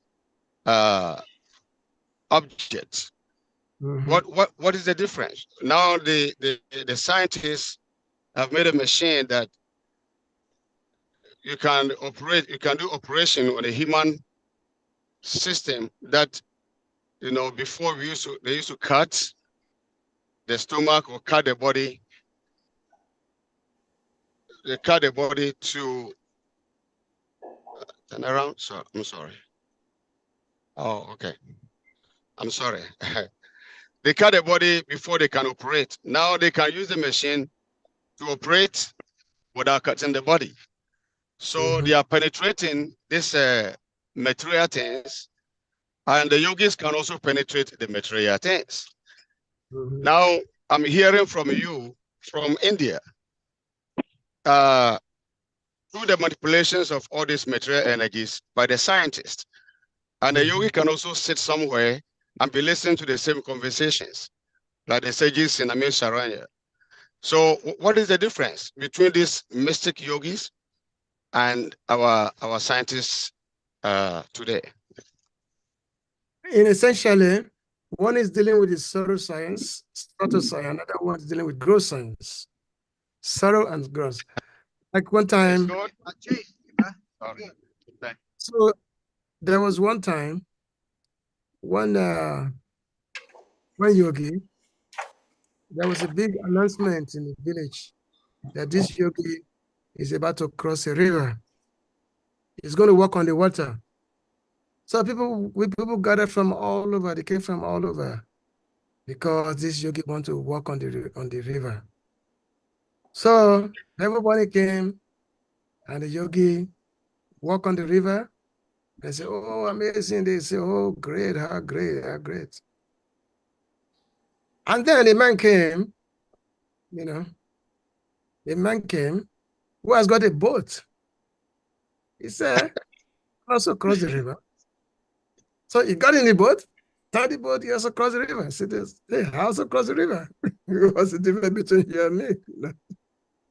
So, people are easily gullible. That all these so-called yogic manifestations, to some extent, the modern science, they've been able to achieve the so-called, something they cannot, because they cannot go to other planet, but at least within this planet, they can do something, like fly in the sky, using the boat to cross the river, things like that. As also what you've mentioned. But this, in the gross science, so many things can be done to some extent, but not to the extreme. Not to the extreme, whereby the topmost yogi they can do it, not to the extreme. But some aspect of science they can do that. But again, a devotee do not really pay so much attention to all that, because the devotees, a bhakta is above a yogi. A bhakta can please the Supreme Lord, whereas a yogi cannot please the Supreme Lord. A yogi has to become a devotee in order to please the Supreme Lord. A yogi has to become a devotee. So which means it may even take him several lifetimes. It may take him several lives to become a devotee. Whereas if you're just a yogi, it's basically a waste of time. And just become a devotee and make your life a success. So therefore, our scriptures do not take much importance of all these various mystic perfections. They don't take much importance to. Yeah, Prabhu, thank you very much. Yeah, probably we understand that a bhakta, Krishna says that the highest of all yogis is the one who always think of me. So devotees are always thinking of Krishna, so that makes us the highest of all yogis. But we need to acquire knowledge. Don't think yourself as a yogi. Just think yourself as a simple person to be a devotee. I'm not becoming a yogi now. Yeah. So Well, today presentation is all about this yogis and different feats that they achieve and here and there. Therefore, it's going to attract these questions. Yeah, so we would like to know. That that for one to become a devotee or become attracted to Lord Krishna and try to give himself to the Lord. Krishna said, Bahunam Jamanam Ante Janavamam Papadante Vasudeva Sarvam Ete Samahatma Sudulaba. Must have gone through all these processes. And finally, one come to believe and accept Krishna as the Supreme Personality of Godhead. Give me 2 minutes.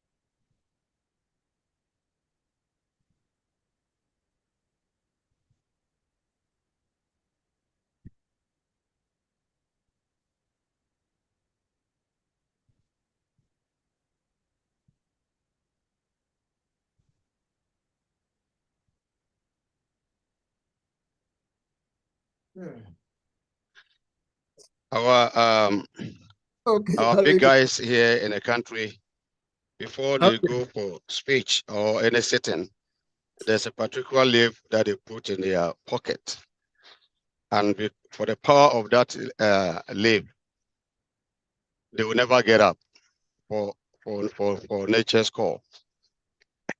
Anyway, Good. so Prabhu, what I'm trying to ask is this: that how can we say that the devotees, the mystic yogis, will not be able to go to other planets and practically experience what goes on there? No, Mr. Yogis, they can. When right now they can do things that are beyond human comprehension.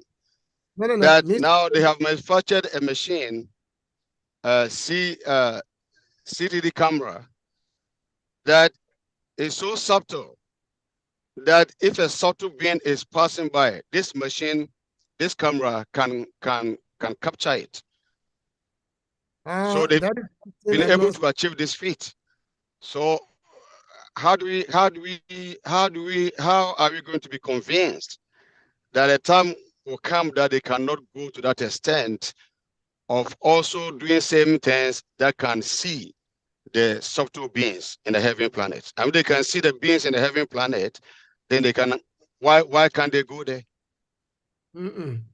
It's just not such a thing. That fit us not there, because there's a big difference between the growth science and the soil science. It's a big difference. What goes on the higher planet, anything within this stream can just not touch there. And no matter how advanced the scientists are, they are just not be able to have such faith. There may be some speculation that they can see ghosts, or they can see some apparitions. No, such thing has not been there, because growth science is there, but what is in the solar platform, it's just not there, because the heavenly planet can only be experienced within only one sorrow existence, one sorrow capability. So it's just not yet. They can only speculation, but it's just not there. It's just the mystic yogi, they can go to other planets because they have that, because they've developed, they can go beyond the nature. They're able to master it. Whereas the growth science, they just cannot. There's no such machine that can go to the higher planet. There's no, otherwise they've like gone there already. When you read the fifth canto Bhagavatam, it describes different distances of various planets. It describes the distance. How are you going to go there when some planet is taking millions and millions of miles, which can take you some million years to reach there? So how are you going to go there? So, Anyway, let's say, Prabhu, say something. Shimamara Prabhu, please, yeah. Jai Dandavat Pranam, Prabhuji. Thank you very much. Wonderful hearing from you. All glories to Srila Prabhupada. Hare Krishna. Jai. Not question per se. I just 2 comments. One on the question asked by Madhuvan Prabhu. The people approach devotees with the motive of accessing some mystical power. And where you kind of explain to him that is not the motive of devotees. Devotees are not driven by mystical power. But there's something interesting in that question. And I think maybe he asked that question because Krishna wants us to speak more about the question of Tribhuvannath Prabhu. So anyway, one quick point is that you said that we don't take cognizance of it. And that's exactly where I'm going. We don't take cognizance of it, or sometimes we're not aware of it. That people see in us what we ourselves we do not see. Yeah. People see in us what we do not see in ourselves. So that's what you meant. that we don't take cognizance of it, not just because we are not interested, but because we are not even aware sometimes that we have such powers. Yeah. And there are many encounters that have shown this. Once in Nigeria, devotees were on Arinam, and then in a village where they did not know what was happening, and it was the time the masquerade was coming out, a big masquerade that nobody's supposed to come in front of it. If you do, something bad will happen or you will die. And devotees were coming on Arinam that same day, approaching. They just traveled on a market day. They didn't know what was happening in the town. So they went, and encountered this masquerade, and people were thinking, some big thing was going to happen that day. Now we're fearing for the devotees, and then suddenly the egungun started dancing to the devotees chanting, and just because of that, because people were actually expecting some confrontation, because nobody does that. So when they saw that, devotees finished all the incense and all the books. People were just so enamored that these people must be very powerful. So there are certain encounters like this, that really make people to believe that devotees have power, even though the devotees themselves may not realize it.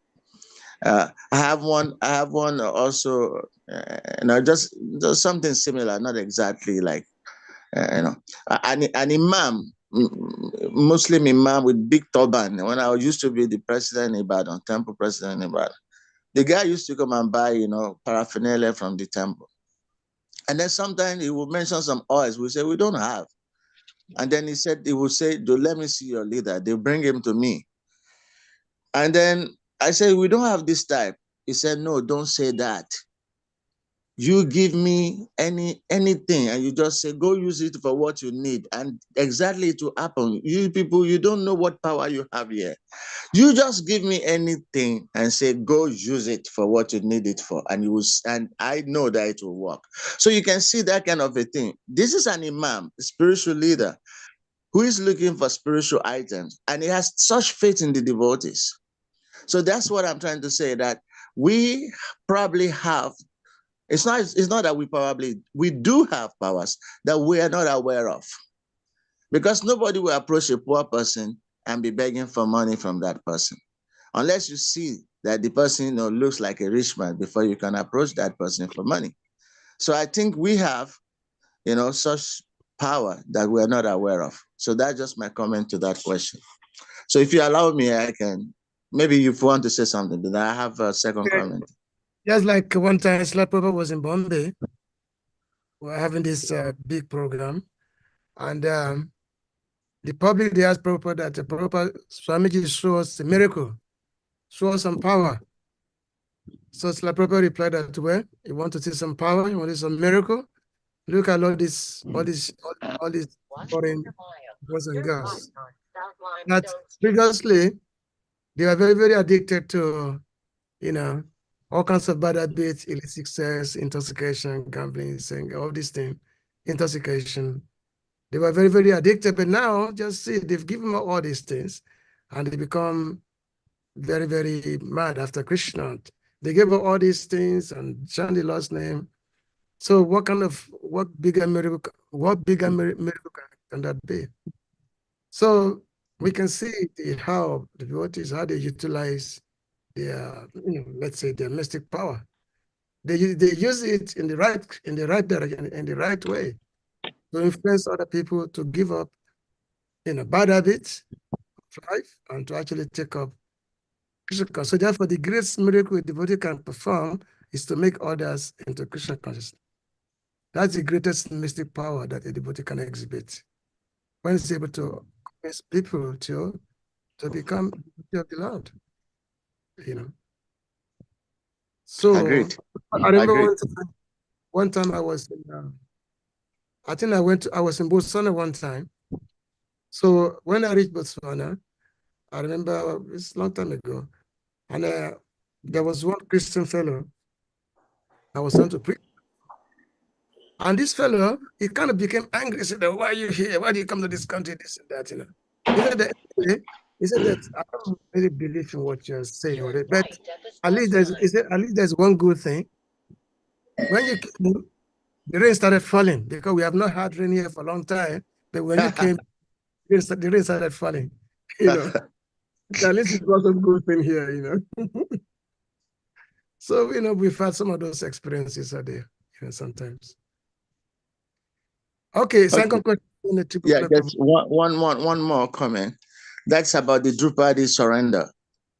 So we had Sayadaw Prabhu saying that our surrender is not the natural way human behave. That is not normal way of behavior for human beings. So I really don't understand what he meant by that, because Drupadi surrender is a very great lesson, one of the beautiful lessons of Mahabharata, in the sense that Drupadi actually depended, on her husbands, on the strength, on the power of her husband to save herself from the ridicule. And she was disappointed. She also counted on the elders. She was disappointed. And then lastly, she counted on her own strength. And then she realized that it was futile. Mm-hmm. So I think to say that this is not the example of how human beings behave, I really don't understand what he meant. Because I think this is the opposite. It's exactly how we behave. We usually count on the influence connections we have. And when it fails, then we'll be looking for something more superior. And when it fails, we count on ourselves until we finally surrender, when we realize that everything is futile. So when he said that this is not the way human behaves, I don't know what he was talking about. And it seems he's not here to speak. But I think it is the opposite. And it's the biggest lesson, one of the biggest lessons in the Mahabharata, that when we count on foreign help, or when we count on some, what do they call it, artificial support, crutches, these things will fail us. Our wealth, our family, our friends, these are fallible soldiers that we count on, and they fail us. I think this is one of the most beautiful lessons in the Mahabharata. So I think that Sayadaw Prabhu saying that it is not the way humans behave, it's kind of shocking to me, unless he's here to repeat himself.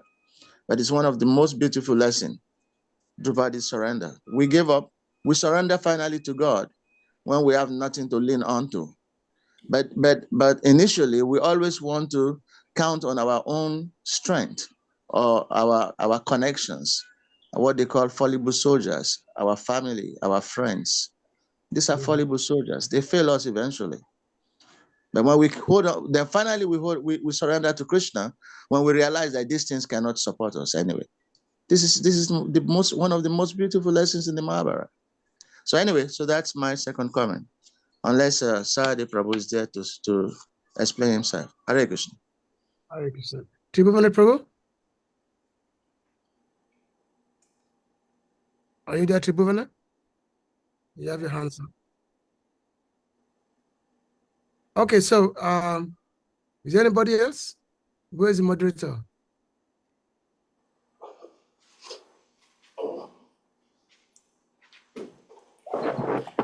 Sorry, devotees. Hare Krishna.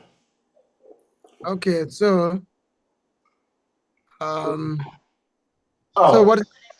Okay, so because it's almost Prabhu, Hare Krishna Prabhu. I think sometimes, like the contribution that Vara Prabhu just gave, even though devotees are not looking for mystic powers, devotees don't want to be identified or don't want to carry themselves as powerful. But sometimes experiences of this nature give a lot of encouragement to the new coming devotees. And so, yeah, You see, if the floor is open for devotees to share their testimonies in devotional service, I think people will be marveled. You know, how powerful, how potent this process is. And the practitioners of this process, what they are going through, what the experiences, kind of, you know, the divine experiences that they have is by itself, you know, a testimony that it's a process that can actually take us back home, back to God. So I think it is important for us sometimes to speak on our experiences in Krishna consciousness. It's also a form of preaching, and it can help other people also to fortify their faith in this process. So we actually Hare have a book called Bhaktamal, and this book is a book that describes the life of devotees, with life which centered around devotees' various mystical experiences, all that. So now it so happened that devotees themselves, they don't describe their own experience themselves, but others describe it, who have seen that in them. They describe it. So that's my statement. Yeah. Sometimes, you know, we hear from books like Mahabharata and all the Vedic literatures, and you know, think, oh, it's a past tense, 5,000 years ago, 10,000 years ago, 100,000 years ago. You know, but the present, we also devote. What are we experiencing in our Krishna consciousness? Talking of what are in the immediate past. Okay. I'm talking about what has happened in the immediate past. We have a lot of compilation. Okay, good. Life of devotees. Is that book published already, Prabhu? If you come to India, you will see it.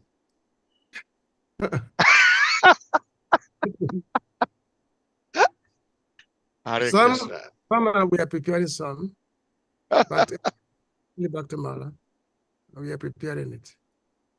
Okay. Prabhu wants us to be in India. Some of this book eventually we get it eventually. All right. So we thank you all. No. Sorry, Prabhu, you were not there when I commented on your question, and I wish you were there to explain yourself what you meant by saying that Drupadi's way of surrender is not the normal way people do. And I tried to explain that actually Drupadi counted on her husbands to save her. Then when she couldn't get that, she counted on the elders, and before counting on her own strength. And this to my own knowledge, this is how people behave. People count on the fallible soldiers called family, friends, connections, and when it doesn't work, or their own wealth and health, when it doesn't work, then they count on themselves before they finally surrender to God. For many people, God is the last resort. That's how people behave. So when you say I surrender, it's not the natural way people behave. I don't understand you, because it's actually the opposite. And she exemplified, you know, the way normal people, you know, surrender to God. So can you say why you say that it is not the natural way? All right. Okay. Thank you so much, Prabhuji.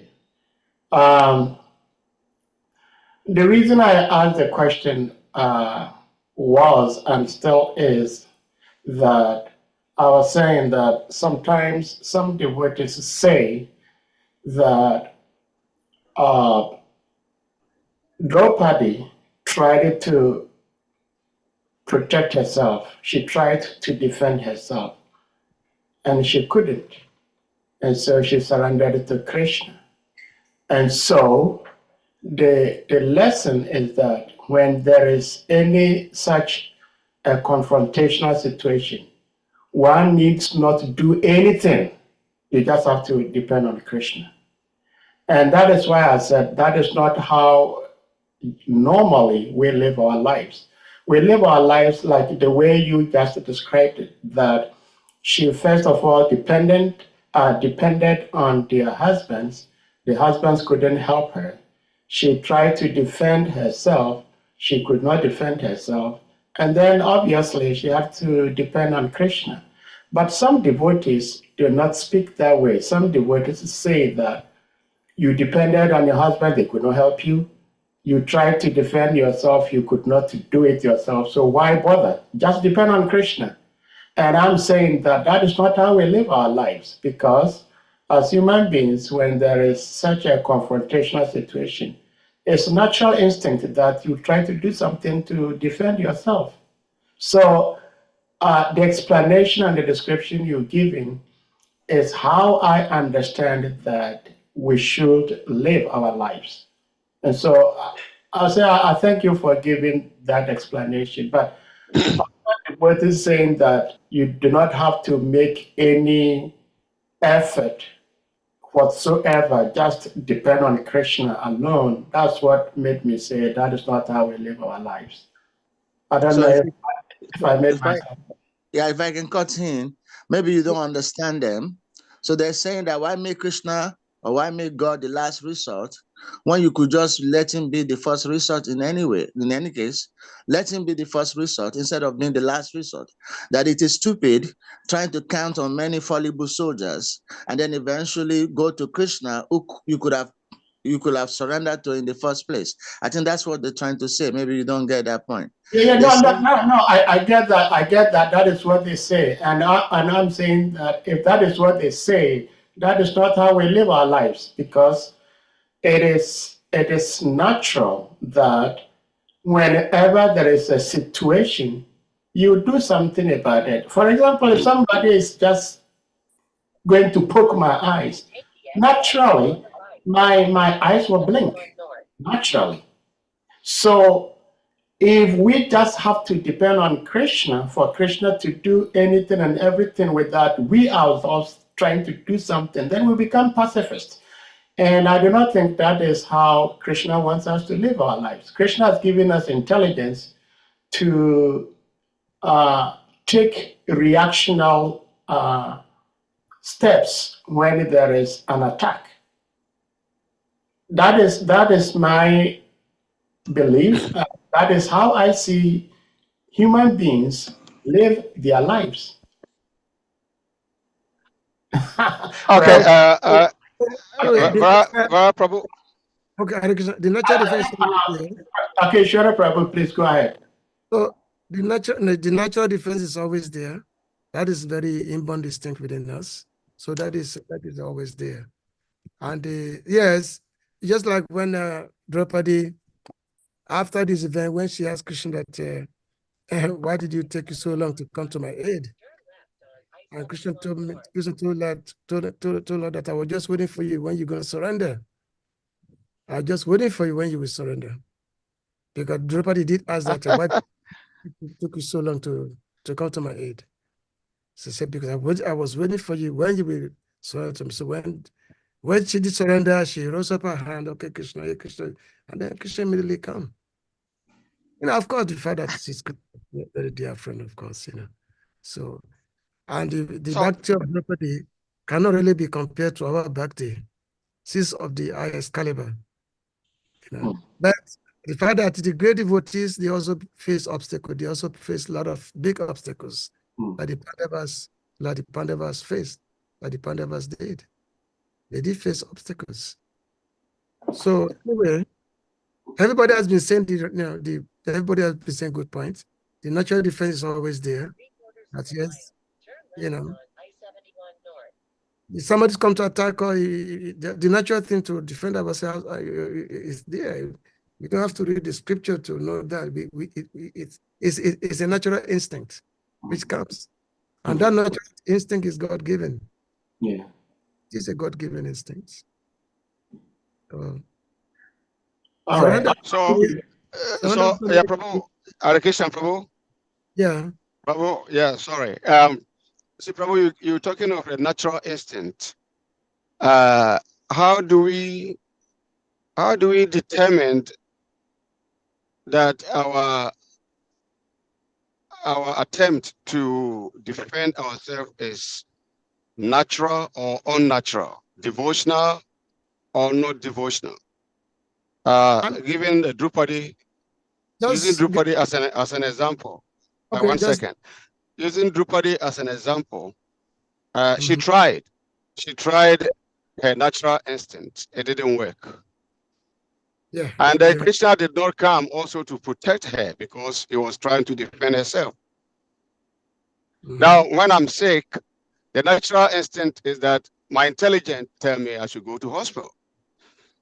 Okay, now if I say, okay, I'm not going to hospital, I'm going to depend on Krishna. Where do you draw the line? Where is the surrender?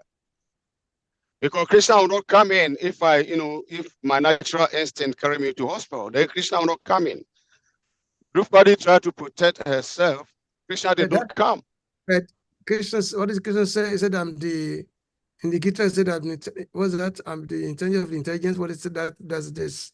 It was a Buddhi. That verse, Buddhi Matami, that's something like that. I'm the intelligence of intelligence. I'm the strength of the strong. Yes, So when you are sick, you want to go to the hospital. Who's giving you the intelligence? Krishna. So therefore, it's not that if you are sick, you just lie down on the best expectation. Krishna said, go to the hospital if you are sick. So that intelligence is coming from Krishna. That's the proper use of intelligence. That's also is Krishna consciousness. Yeah, but Draupadi also tried to use her intelligence not to sit down for this people to disrobe her. That was also Krishna. She's in the middle of very powerful people. What can she do? Her husband cannot protect her because her husband, they were like slaves. Hare Krishna. Eventually, she started to say, my only strength is Krishna. So I said, hey, Krishna, hey, Govinda, let Krishna come and protect her. So we have Rutika, you want to ask a question? Ask a question. Rutika? Hare Krishna, Prabhuji, Dhanvat Pranam. No, Prabhuji, I'm just enjoying the discussion. I think we're getting enlightened by the entire discourse. All the questions are getting answered. Seriously. I mean, this is one of the best platforms for, really for Krishna consciousness discussion. So thank you so much. So, Prabhu, what I'm understanding from you is that when in any situation that you may go through in life, the natural intelligence has been given to us. The instinct is there for us to use. The intelligence is for us to use. Krishna supplying the intelligence. But after trying our level best and it's not working, then we should actually surrender and understand that Krishna wants that very thing to happen. That is what I'm getting from you, because Draupadi did the same thing. No. What I'm saying that, also what others are getting at is that we should surrender under any circumstance. Our immediate thing that we should immediately surrender to Krishna. That's the immediate thing. The natural instinct that comes is all part of the process. The natural instinct that comes is part of the process. But the devotee has to surrender always. That's because Krishna is our protector. Krishna is our maintainer. So we also always have to we surrender to Krishna, and at the same time we use that ability that Krishna has given us. If you're able to protect yourself, protect yourself. But if you cannot, hey, pray to the higher power. So that's what you do. But Krishna has given you the intelligence to do what is proper. It's said that a person is in the middle of the river, he's sinking, and he's praying to God to come and save him. And a boatman came to come and take him out. He said, no, I'm praying to God to come and save me. Prabhu, I was just about to tell that same story because I heard Jai Pataka Maharaj narrate that story. So thank you for sharing. And the boatman said, God is going to save me. The boatman came and so it's stupid. Who else people come to save you? God sent the boat and then you say, oh, God is going to save me. And the boatman came and said, oh, God is going to save you. So there has to be proper use of intelligence. That's what we're saying. Intelligence should be used properly. Yeah. So. Well, thank you so much, Prabhuji. And we thank you so much for spending so much of your night time with us. You should be in bed by now so you can go to Mangarati, but you're here with us. Dear devotees, we're going to humbly request you all to kindly unmute And we all chant Hare Krishna Mahamantra to express our appreciation to our revered speaker, His Grace Ishwara Prabhu. Jai. Hare Krishna, Hare Krishna, Hare Krishna, Krishna, Hare Krishna Krishna, Krishna, Hare Hare Krishna, Hare Hare, Hare Ram, Rama, Hare Hare Ram, Rama, Rama Rama, Rama, Rama, Hare Hare Hare. Hare Hare. Panchakapatarubhyascha, Panchakapatarubhyascha, Kripa Kripa Sindhuvya Sindhuvya Ivacha, Patitanam Patitanam, Pavanebhyo Pavanebhyo, Vaishnavebhyo Vaishnavyo, Namo Namo Namaha. Namaha. All glories to His Grace Ishwara Prabhu ki Jai. Jai, All glories to Samud Vaishnava Vaishnavi devotees ki Jai. Jai, We Hare hope Hare Bo. to see you all again tomorrow by Krishna's grace. Hare Krishna.